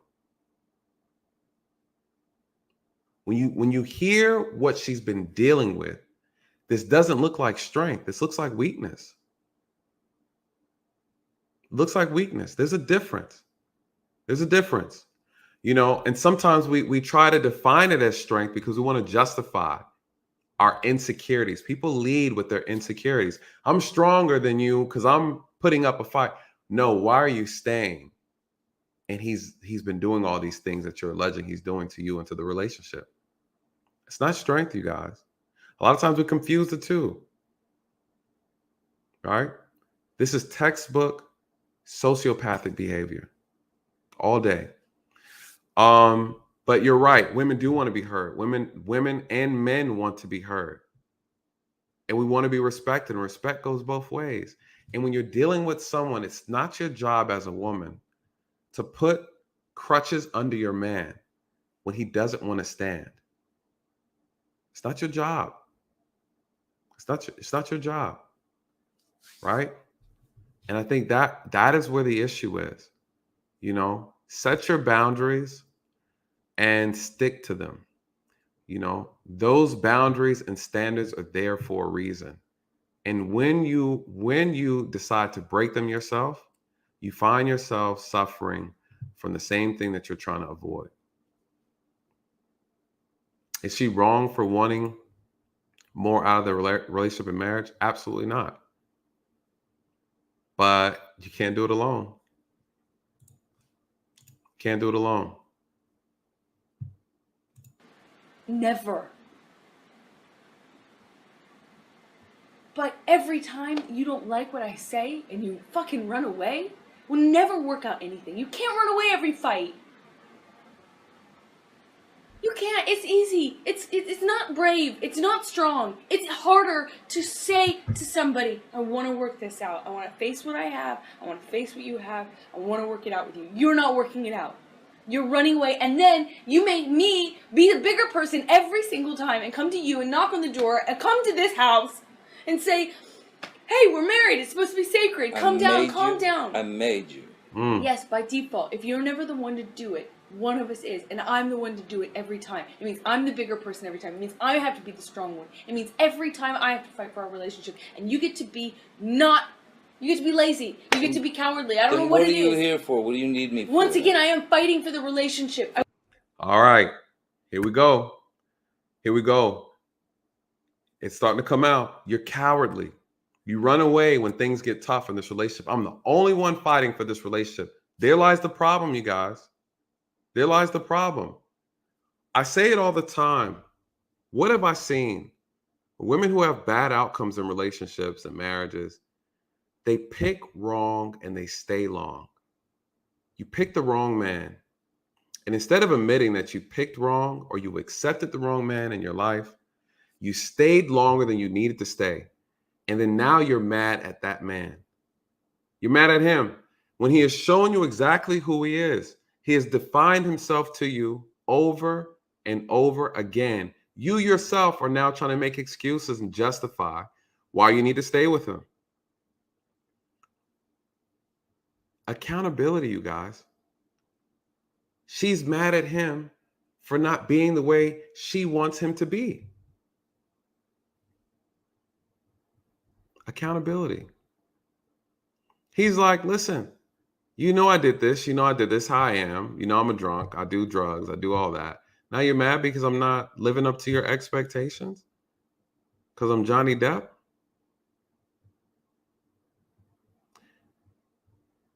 If you know your value, then you don't give discounts.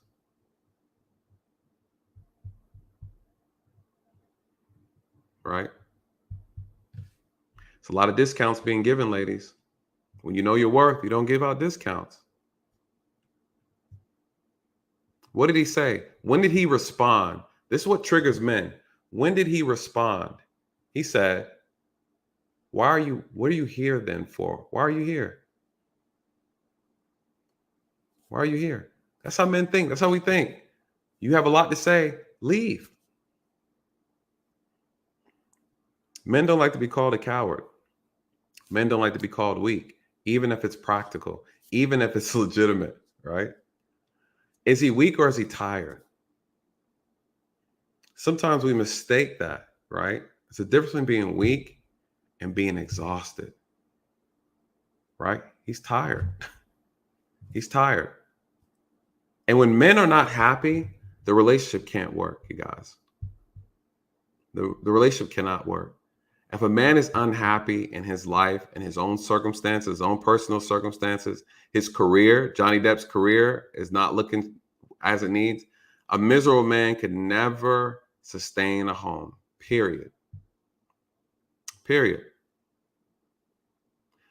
A woman's job is to be a man's peace. You can't be a man's peace if the man's a piece of shit. Right?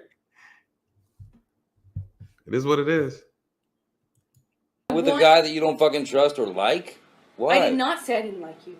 I love you. You're my favorite person in the world. I don't see how. I remember what I said at the beginning. I'm sorry you feel like you can't imagine it. But I said this to you at the beginning of this conversation. I said, you're my favorite person in the whole world. If you weren't the most magnetic, shiny, beautiful, interesting, dynamic person I had ever met in my life, it would be so easy to walk away from this bratty thing that you do. Untrustworthy. Did you hear what I just said? Yeah. I said I can't trust. I can't trust. That's not meaning you're untrustworthy. It means we've created a situation, and I'm telling you what you do to create it too. We've created a situation in which there cannot. Trust can't grow. It's like it's trampled every single time, and we need a marriage. That's why I sat down. Do you not remember me sitting down at the very beginning of this conversation and saying just that to you? Saying, I know you got married for security and for safety. So did I. We did not get married because it was something that we're doing, because it was something we could walk away. We wanted the foundation. No? Yes, I wanted to make you my wife. Yes, but you could just have me as your girlfriend if you didn't want the foundation. And you told me, and maybe you go back on it now. Fine, okay, cool. Lie about that. I don't know. You told me you wanted a foundation. You told me you wanted the security. You wanted the safety. You liked the foundation. At the beginning, you said, I really like having that. It feels safe. So don't argue with me when I say it now. I'm not arguing with you. Oh, yeah, but you had to pick it apart.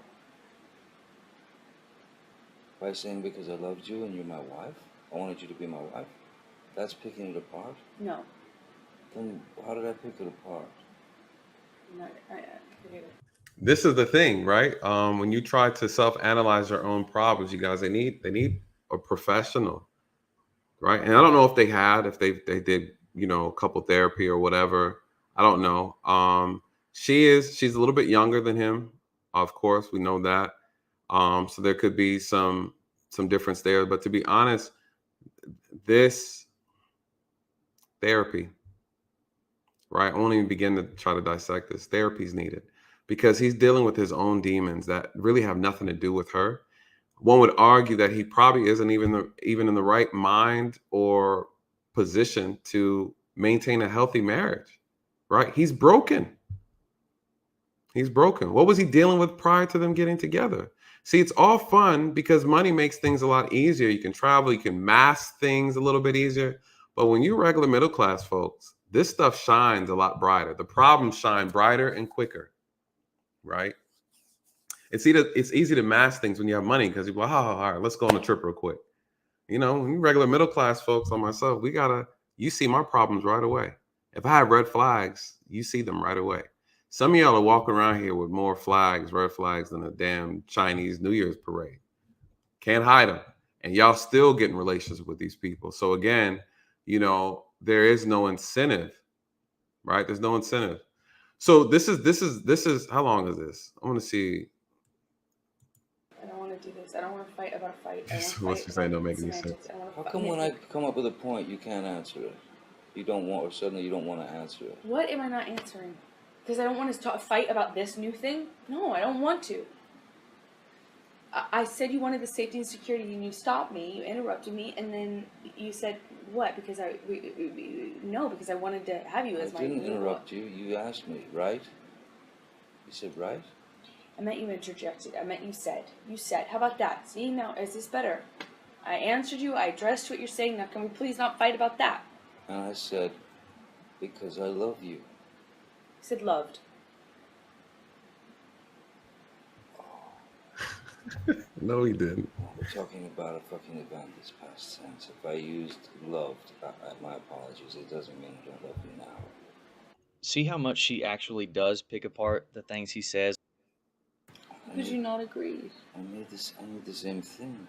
So But when you start flipping out, and I can't get a word in, and it's manic and angry, Mm. What the fuck, Amber? I get angry. I'm human. Hey, she gets angry. She yells. Yeah, and what he's saying is, he's saying that you get manic, is what he said. You get manic. Again, these are two people who have emotional control issues, a lack of emotional discipline. One could argue that this could be built up from, just a lot of issues of them going back and forth. I mean, we don't know what the cause of it or how long it's been, but by his voice, he looks like he's fed up, he's tired. Again, she's fed up, she's tired. Um, you know, Again, this is a mutual toxic relationship. Uh, right? What do you get out of that? You get problems. Some species of fucking hatred within the love, and totally fucking mistrust, because you say you don't trust me. I get it, okay. I'm flake, I'm a this, I'm a that. I didn't All say right. as a person. I was speaking specifically about this. I don't trust the marriage. I don't trust you. I don't feel safe with it because you always fucking bail on it. Well, then That's sick. I don't know, I want the trust back. You can deflect all you want, say it's my fault, say how dare I get angry at you ever, whatever. I'm telling you. I don't know I how don't, and I to don't help know. you. I don't know what And the sometimes thing I is. don't. I don't want to fucking be there and go through the shit. I don't, man. I don't. I know. And I don't want to, because I don't want to fucking fight. But it doesn't have to be one. It's not like I'm saying, hey, choose fight. You just said I get mad, I'm gonna scream. No, I didn't say that's always the case. I said, yeah, I'm mad. It happens. It happens. Yes, I know. Mm-hmm. It happens often. Mm. If you think I'm some fucking tyrant or bully, then don't fucking be with me. But don't sit here and insult me like I'm the fuck up because I have the But you're the audacity to one get saying mad. that I'm the tyrant and the bully and at the same time the I have guy called that you a runs bully, yeah. away and You run away every single fight. Okay. And who wants to fight? I had a woman tell me one time, she said that she has a hard time dating men because they can't handle her personality. And I said, do tell, right? She said that she's too much of a woman for them. That's what she told me now.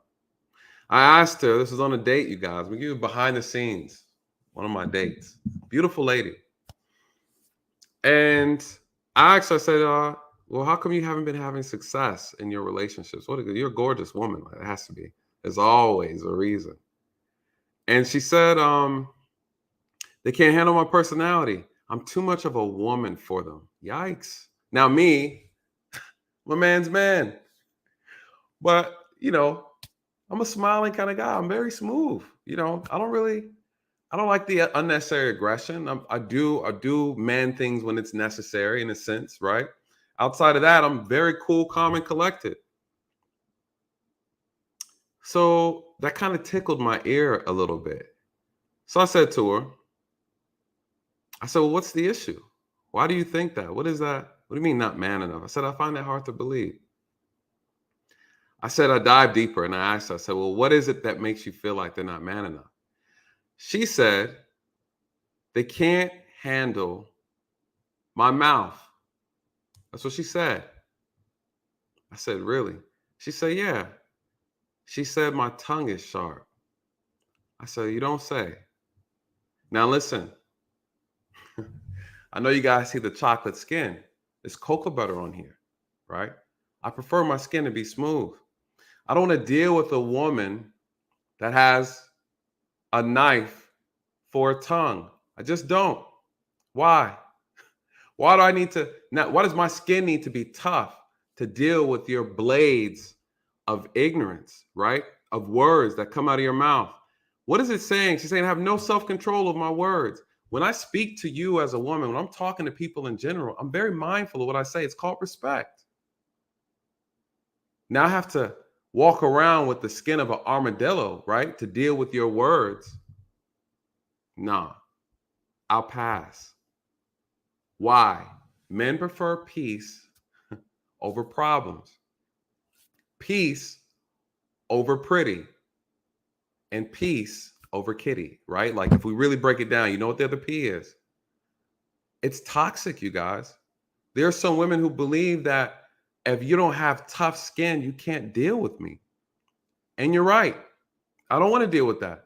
I don't want to have tough skin to deal with the woman I'm in a relationship with. I'll pass. I'll pass. I let her go, you guys. She was a smooth 9.5. I threw her right back out there into the streets. Let the next man deal with her. She probably looked at me and was like, oh, another weak man lost. Yeah. Nothing to prove, sister. Nothing to prove.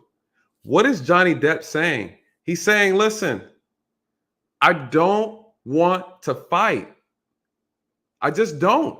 You always want to argue. And she's like, well, stop running, coward. You're a coward. I'm the strong one. Masculine energy. Masculine. Johnny Depp is like, look, I'm just trying to chill. Can you just be cool? Can you just be cool? She said, nah, motherfucker, I can't.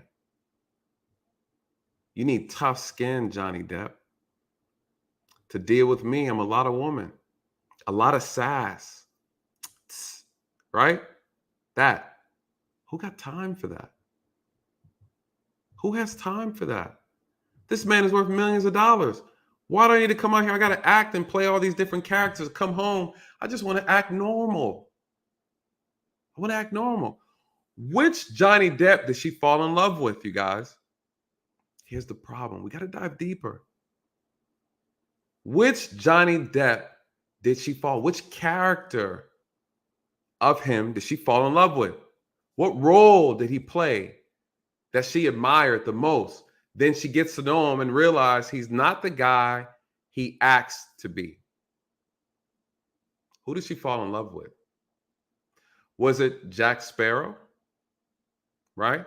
Or was it Edward Scissorhands? Who was it? You guys, this is the danger of people idolizing you and you get home and you're not who they think you are. Right? Who did she, which Jack, who did she fall in love with? That's the real question. Because she doesn't like the Johnny Depp that she married. Could you imagine?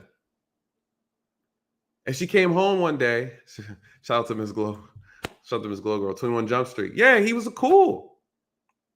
He was a badass in 21 Jump Street. What if your partner came home and said, hey, remember for Halloween you dressed up to be that sexy cheerleader or that Mortal Kombat character that I like, you know? Or you go to your husband, hey, remember in high school, you used to play football? I like that attitude, I like that. Can you get back into that?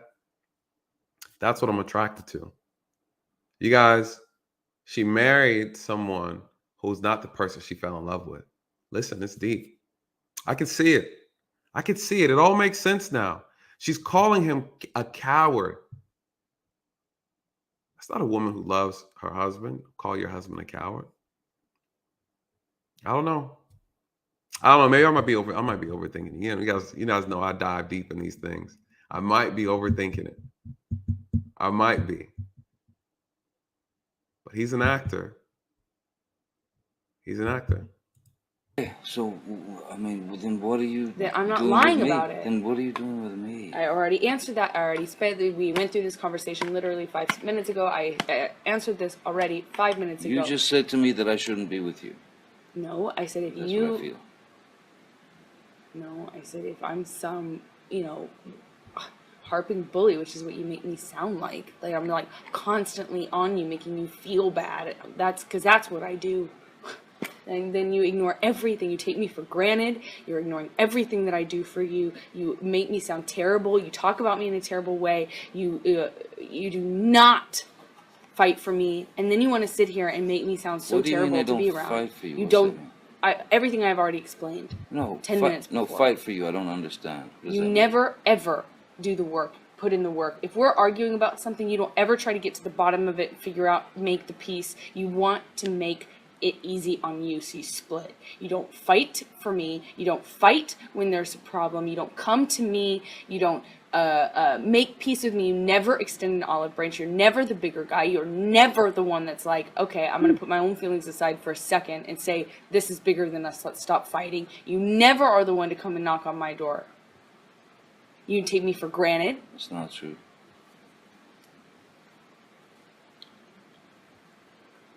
It's not true. I'm not the one who fucking throws fucking pots and Those are different. whatever That's the different. fucking else at me. That's different. That's one does not negate the other. That's irrelevant. It's a complete non sequitur. Just because I've thrown pots and pans does not mean that you come and knock on the door. Just because there are vases does not mean that you come and knock on the door. Really, I should just let you throw. I'm not saying that. You're saying that. You're putting words in my mouth and then making non sequiturs. I'm giving you a situation. No, you're trying to justify how you don't or do come to the door. No, based I'm on whether I throw pots and pans. It's irrelevant. No, I'm justifying how you seem to think that there's this cowardice in me that runs away and I don't fight for you. And you're justifying that by saying I throw pots and pans? Okay, cool. Let's No, talk about everything you do wrong. I'm not the one who fucking did that. I didn't. So that makes sense. That's clear. Yeah. The only time I ever threw anything at you was when you fucking threw the cans at me in Australia. Why are you trying to justify who throws things based on whether or not you come knocking on the door? Because that is a fucking irrational and violent fucking maneuver. So a man would want to get out of that area so that he doesn't get so fucking angry that he actually does pop the fucking wife. How does one inform the other? Oh, man. Yikes. What do we see here? We see very dismissive behavior, a lack of accountability, not addressing the behavior that's actually done. The person saying, hey, I don't come to you because, you know, the way you respond, the things that you throw vases, you throw that. What does she do? She starts deflecting. He's telling the truth. She's like, yeah, whatever. Yeah. But still, you don't come over here and address the situation. No. Let's address the abuse that you do on me. And then I'll explain to you why I don't go knock on the door after you just got done assaulting me. Again, you guys, this is an example of men going through abuse and they don't report it. Men are taught to just deal with it. She never wants to address what she's doing. She's like, what does that have to do with you coming over here and fixing the problem? That's what she said. What does this have to do with that? You know. Whew. What do you guys think? Do you see what I'm saying? Do you see what I'm saying? Is there something wrong with her logic?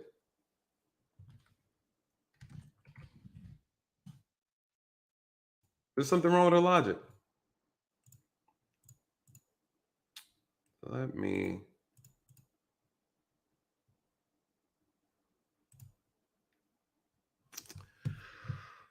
Whew. Go home and listen to the tape. Please. That's what they're for. Yes. You listen to the fucking tape. Oh, I'm gonna. So will I. And here we have Amber admitting to throwing pots, pans. Yeah, she's admitting. So will I. And here we have. Yeah, he's right. She admitted to the abuse. You know, he's admitting to just taking it. And she's like, and not only that, you don't do nothing about it. You just sit there and then you don't try to rectify the situation. Please. But that's not the case. That's not why you're with me. I am honest with you. I'm sorry. You don't want to be held accountable. I get it. I'm not sure you're so honest with me. Well, that's your... Watching you live in front of Travis last night was really a That's your problem, and that's your whole thing that you've created.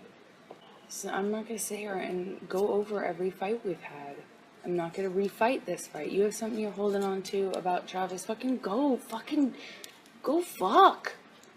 You know, go do it. Go run away together. I don't know what you're fucking holding on to, but you have created that. I have no part of that. I don't know what you're fucking latched onto in your brain, what stray hairs have fucking commingled and tangled in your brain to make you think you've really figured some sort of thing out. But this is not unusual for you. It's like almost every fight, I can pretty much guarantee you find something that you can like manipulate. Let's and ask twist Travis into something. tonight. If you Yes, told why don't we him, invite Travis into our fucked up, broken ass, 3 fucking wheeled truck of a marriage? Why don't we crash it straight into the wall? Because no one knows us better than fucking Travis. you're just afraid that the truth will come out, What truth? that you lied. What are you fucking talking about? I didn't fucking even have a fucking thing to lie about. What are you fucking talking about? Every fucking fight, there's a new thing that you've convinced yourself is a lie. I said to you, Amber, tell Travis what you just did. Did you just fucking, did you punch me in the fucking jaw? Did you fucking kick? Did you? Did you? And you wouldn't say a fucking, you said, I don't know what you're so talking I about. lied. Never fucking, I see the never lie. fucking happened. I see the lie. You really should run with this. In fact, maybe you and Travis can like go and like, you know, do a tell-all about what a Hey, you know, an investigative stop with study. the attitude, right? Stop with the attitude. It's kind of hard when listening to Johnny Depp in his non-drunken state, right? He's just so cool. He's like, yeah, you know, you kicked me in the face. You know, to be like, ma'am, you kicked me last night, right? Like I'm gonna be elevated. I think what's interesting though, she brought up a good point about bringing people into the relationship to have discussions. I get what he's trying to say, but you know that can be unhealthy too, right? Again, therapy, right? Counseling. You know, you start bringing friends and family members into your marriage. It's good to have someone that you can talk to, relay information to, and get advice, get sound advice. You know, but you got to be careful who you're getting that advice from, right? That does matter. It is important. So I agree with her from that context. Look, we don't want to just bring people up in our relationship or anything like that who can't give good sound advice. So you have to be careful. But it does help when you have a third party person who has witnessed something and can be an honest testament and say, listen, you were wrong, right? You were wrong. Like I'm giving my unbiased opinion. You were wrong.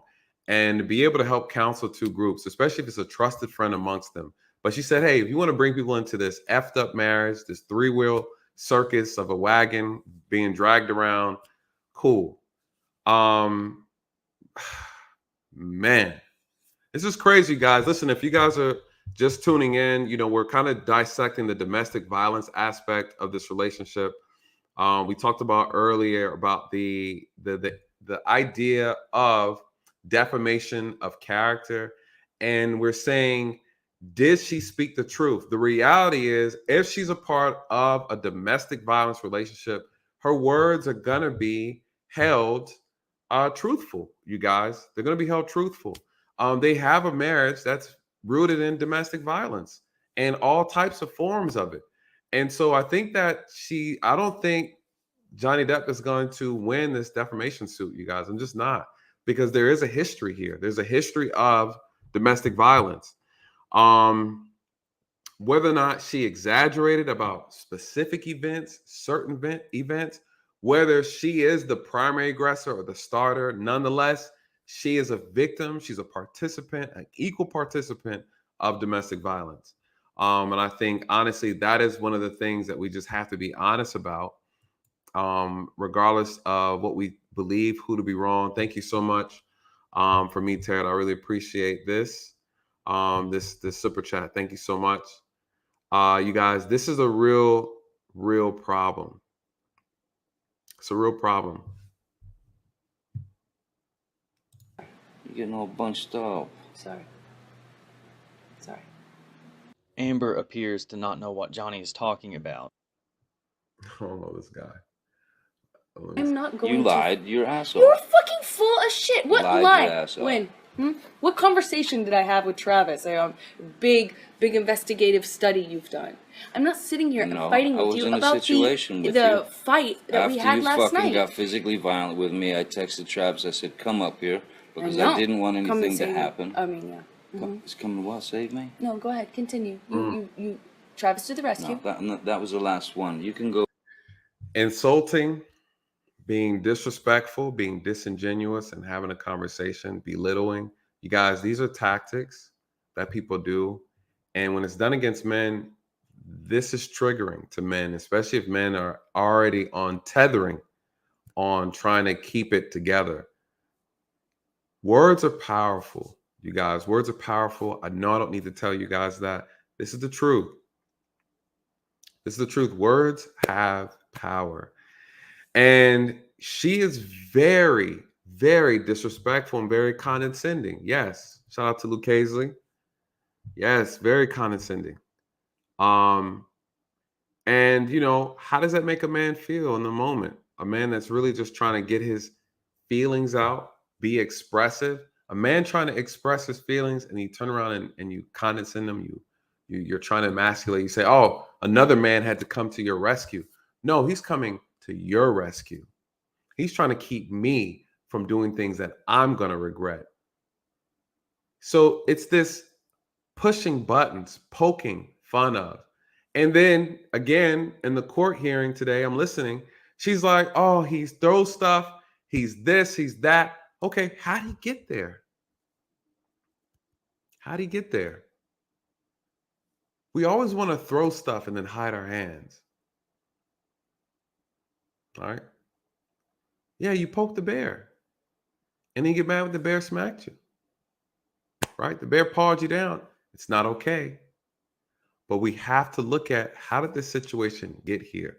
I told you earlier about the story about the man running away from his wife in their own house, trying to avoid confrontation. And then she slaps him on the back of the head or nudges him on the back of the head. He turns around and he backhands her. Now, she said, I just barely touched him. All I did was push him. I nudged him. Ma'am, you shouldn't have put your hands on him. Guess who went to jail that day? Right? Who do you think I locked up that day? Right? For those who heard the story earlier, the man is, they're arguing back and forth. The man is saying, leave me alone. I want my own space. He runs upstairs to hide from his wife. With his back turned, she smacks him on the back of the head. He said he was smacked on the back of the head. She said she nudged him on the back of the head because he wasn't listening to her. He was ignoring her. He said he just lost his cool. He turned around and he backhanded her. Cut her lip. Who do you guys think I took to jail that day? Put a 1 in the chat if you think I took the man to jail. Put a 2 if you think I took the woman. 1 or 2. 1 for the man, 2 for the woman. Who do you think I took to jail that day? Or you can put her and him. 1 or 2. 1 for the man, 2 for the lady. Who went to jail, you guys? Let me see what you guys think.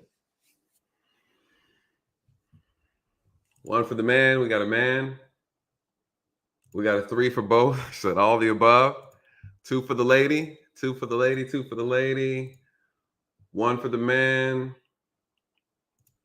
1 for the man. 1 for the man. Who else we got? 1 for the man. Oh man, J to Theon. J to Theon. 1, basically, he didn't want to go to 1. Woo! We got a lot of 1s. We got a lot of 1s. She said him. 1. Who went to jail, you guys? Men are held at a higher standard, not according to the law. The law has nothing to do with held at a higher standard. What happens is police officers tend to enforce law that way, but that's not how law is supposed to be interpreted. Nowhere in law does it say men are held to a higher standard. Society says men are held at a higher standard. The law states that the primary aggressor in domestic violence goes to jail. You guys, I took the woman. She was the primary aggressor. What is the scenario? They get into a verbal dispute in their own home. Right? He's trying to separate himself. What happens? She's following him and she's agitating him. He's trying to get away. She confirms this, you guys. The argument started the moment he came in the house. He was out where he wasn't supposed to be. He was trying to just mind his own business. They're having issues. What happened? Leave me alone. No, you're going to talk to me today. I'm not saying she's wrong. He wanted to be separated. She followed him upstairs. He closed the door behind him. Leave me alone. She opens the door. She comes in. She's angry. She lost control.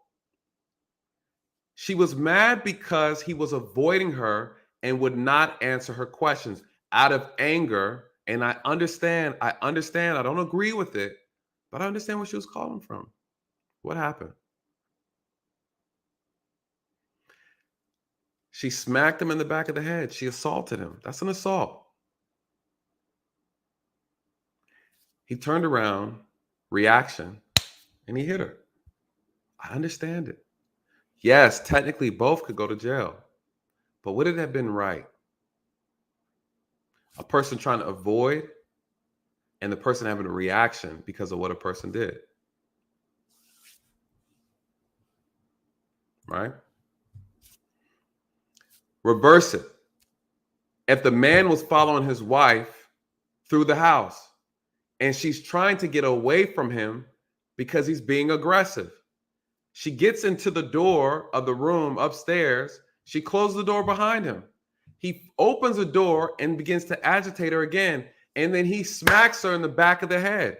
She turns around and she hits him, right? Hits him in the mouth. His mouth bleeds. You guys, who should go to jail? No one would argue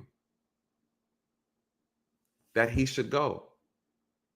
You guys will say, yeah, what did someone say earlier? Men are held at a high standard. Not according to the law. That's not how it's supposed to be interpreted.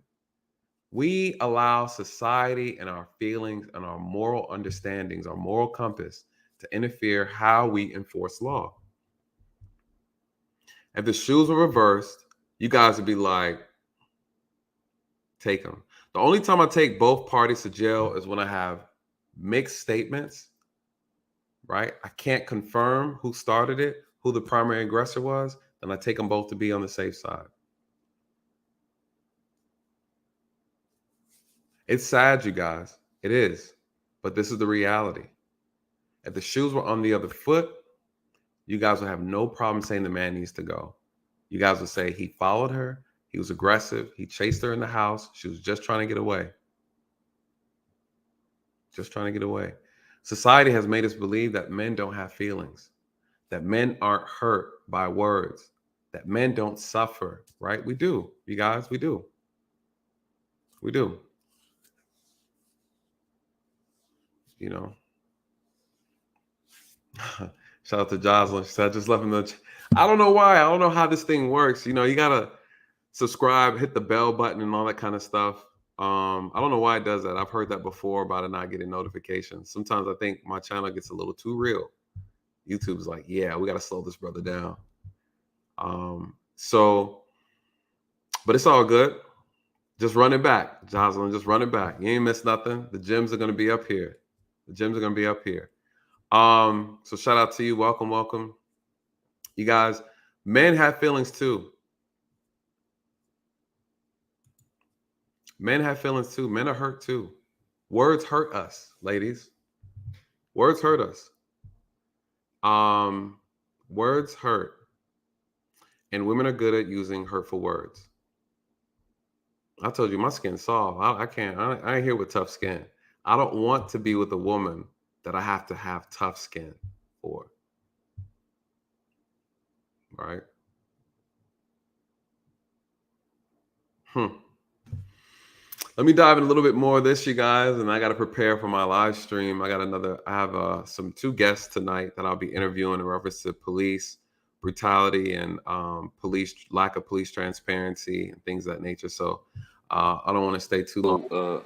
But I probably have to do a separate video just dissecting this alone, this conversation, which I think would be good to do. I mean, I think this is a very good conversation. You guys can hear, again, the toxicity of the relationship. And as you know, as you go on seeing more videos and more stories about their relationship come out into the public, I think it's important that you know the backstory and understand like who the two characters are that you're dealing with, and then come to an informed decision. Go.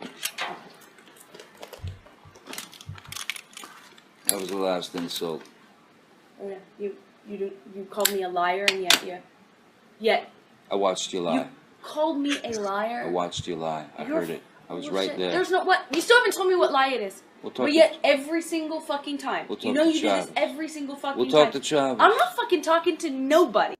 Curse words incite feelings and emotions. When you use derogatory words against one another, use words like that, you guys, that can spark and trigger people. This entire conversation, she's been throwing all types of words. I don't talk to women whose words come out like this. I don't. It's very telling, to be honest. Some people say, you can't tell this, can't tell that. Shout out to Jocelyn. Yo, yes. Jocelyn, if you want to join, listen, you guys, if you want to become a member to the channel, that is actually a huge blessing that you can grant me, joining the channel and showing your support that way. I would love to have you as a member. I believe right underneath the video where you have the like and the like button, there's a join button next to the subscribe button. Yes, please. I would love to have you guys as members and join the channel. So yes, Jocelyn, that would be awesome. You know, anybody else want to join, please feel free to join. If you're new to this channel and you're just learning about me and my content, you guys, please subscribe. My goal is to get to 10,000 before May 9th. That's my mom's birthday. So that's kind of like a little thing that I have going on. I've been working really hard. So it'll be really dope to have that. I told her about it yesterday, so she's kind of excited too. She's probably watching now, actually. I told her, I was like, Mom, I got to do this thing about, and then I have the thing tonight. So I'm going to end this in about 10 minutes. You guys have to prep for my interview, the interview I'm doing. So I'll be back on at 7. We'll be speaking about a particular issue in reference to policing and police transparency. So it's going to be a great conversation. So, you know, don't go too far. This was unexpected. This is an unexpected stream. I'm trying to get in the habit of doing these last minute streams or these kind of fly by night streams because of the content is so interesting. So I'll play about, what time is it? Play about 5 more minutes of this. And then we'll jump right into that. So yeah, shout out to my super mod here. Tonight's live stream, you guys. It will be popping back up in your feed. No, Fuck that. You go fucking jerk him off. I don't care. Yikes. I really could care less. It's you every single time. You latch onto some sort of thing. When I already told you, I don't know what you're fucking talking about. You don't even know what you're talking about. You still haven't even told me what it is. But run with it. I have told you what it is. No, you haven't. I said to Travis, I said to you, hey, tell Travis what just happened. You You told me to do it.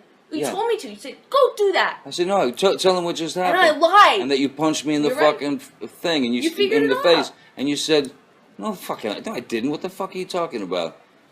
And I didn't watched punch you lie, and then I I didn't punch you, and by then the way. I'm sorry that I didn't hit punched you me. across the face in a proper slap, but I was hitting you. It was not punching you. Babe, you're not punched. Don't tell me what it feels like to be punched. You know, you've been a Wow. long It's been around a long time. I know. Yeah. No, when you fucking have a closed You fist. didn't get punched. You got hit. I'm sorry I hit you like this, but I did not punch you. I did not fucking deck you. I fucking was hitting you. You can't I don't know deck what me. the motion of my actual hand was, but you're fine. I did not hurt you. I did not punch you. I was hitting you. How are your toes? What? Oh my God, you guys, this is what I'm saying. This is what I deal with, right? Ma'am, did you punch him? No, I didn't. I pushed him. Ma'am, did you punch him? Well, a punch is with a closed fist. I just simply swiped my hand across his lower jaw in a very slow like motion. Ma'am, I need you to put your hands behind your back. You're going to jail. No matter how you want to decorate it and dress it up, you touch somebody in an aggressive manner and they didn't ask to be touched. That's an assault. Well, I didn't hurt him. He's a man. Put your hands behind your back. You're under arrest for battery. But he's not even bleeding.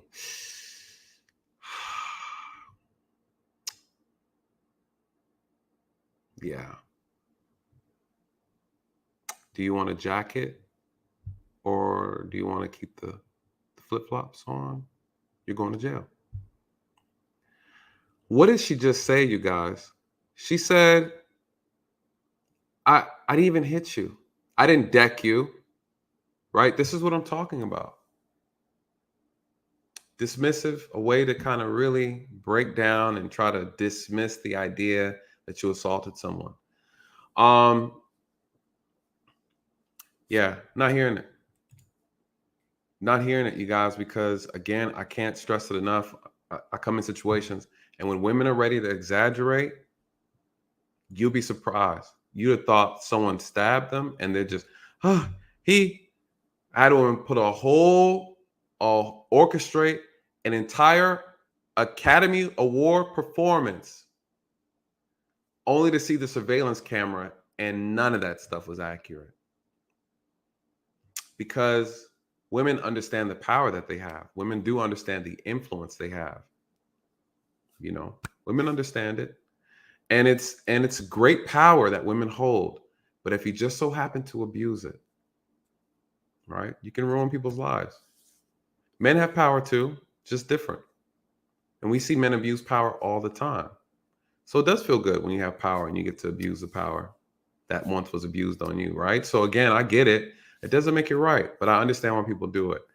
I understand why people do it. And that's what makes it dangerous when you have people who are dishonest. The issue is not the fact, we know that women are given the benefit of the doubt more than men when it comes to domestic situations. That is a gender privilege, right? I'm just going to be honest. It's a gender privilege. People resonate more with women who have been injured. Women are a protective class. You know, you cannot, you know, they always consider men to have to, men are often held at a higher standard. This is true. You know, as men, we can't even complain about some of the stuff that women complain about because it makes you look like you're not masculine. Some men don't care anymore. They'll be like, yeah, she threw this bottle at me. And I'm looking at like, all right, dude, you're not even hurt. But I understand. You know what I mean? So in my mind, I separate my personal views from my professional views. You have some guys who are petty betties out here, grown men. Look what she did. She stepped on my foot. I'm like, all right, sir, calm down. You know. So you have men that'll exaggerate. You do. You guys, listen, I'm going to have to dissect the rest of this conversation. I think this is a great conversation. This is a great place to stop. I got to prepare for my 7 o'clock. So I think this is a great conversation. Again, we're going to pick back up on this domestic conversation and we're going to break it down. We're going to analyze it a little further. Let me get the last like 3 seconds. Let me hear what she said with this. Because he said, how are your toes? The way he said it was kind of creepy. What am I supposed to do? Do this?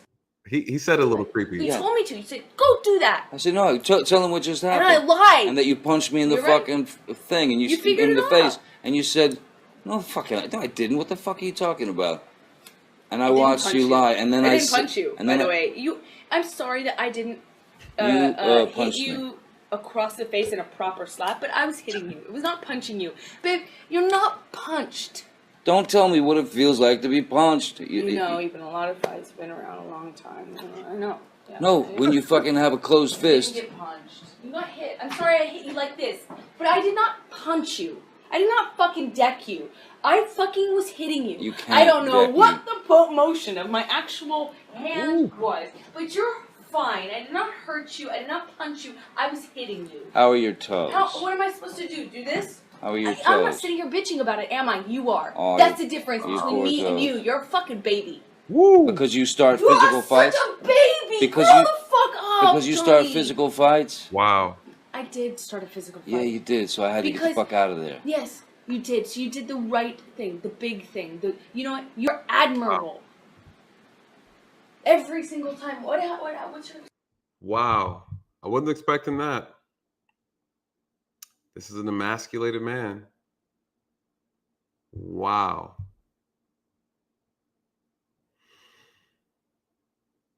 Wow. I think we're gonna pause it there and pick up from there on the next follow-up video, you guys. We'll finish breaking down the conversation. Yikes. She called him a baby. This looks like Will and Jada 2.0. Will and Jada 2.0. Woo! Wow. I mean, yikes. You guys, this is some people argue this is a high value man. This is a man with a lot of money. Money doesn't matter. Look what he's dealing with. Look what he's doing. He's miserable. You have to run from your own woman in your own home, your home that you guys have together. You guys have to avoid each other because she's always physically aggressive or she's extremely aggressive and you're not that. They both have their problems, but I mean, you hear from her own mouth. She doesn't respect him. We know she's not submissive, but she doesn't respect him. One would argue women don't submit to men they don't respect. Will and Jada without the violence. This is true. Yikes. Money doesn't make you high value. That is so true. That is so true. There's a whole lot of high value Pookies out here. Pookies and Ray Rays. Money does not make you high value. That's true. And money as a man doesn't mean you're going to be respected by the woman that you're with either. Wow. I was not expecting that statement to come out of my mouth. Not shocked, but Jesus Christ. That's tough, you guys. My heart goes out to both of them. Keep them both in your prayers because now this is about to be a Hollywood spectacle. You know. Anyways, you guys, I'm going to bounce and get prepared. I'll be back in about 25 minutes. So we're going to shift the conversation. We'll still be talking about law. This will be in reference to police transparency. So please, if you guys want to see what it looks like, do I have it up yet? Let me see. I'm all over the place. This is interesting. This is going to be a long, drawn out case between these two. It's going to be sad. Just FYI, you guys, it's going to be embarrassing. I see it. I see it all. It's definitely going to be embarrassing. Boom, boom, boom.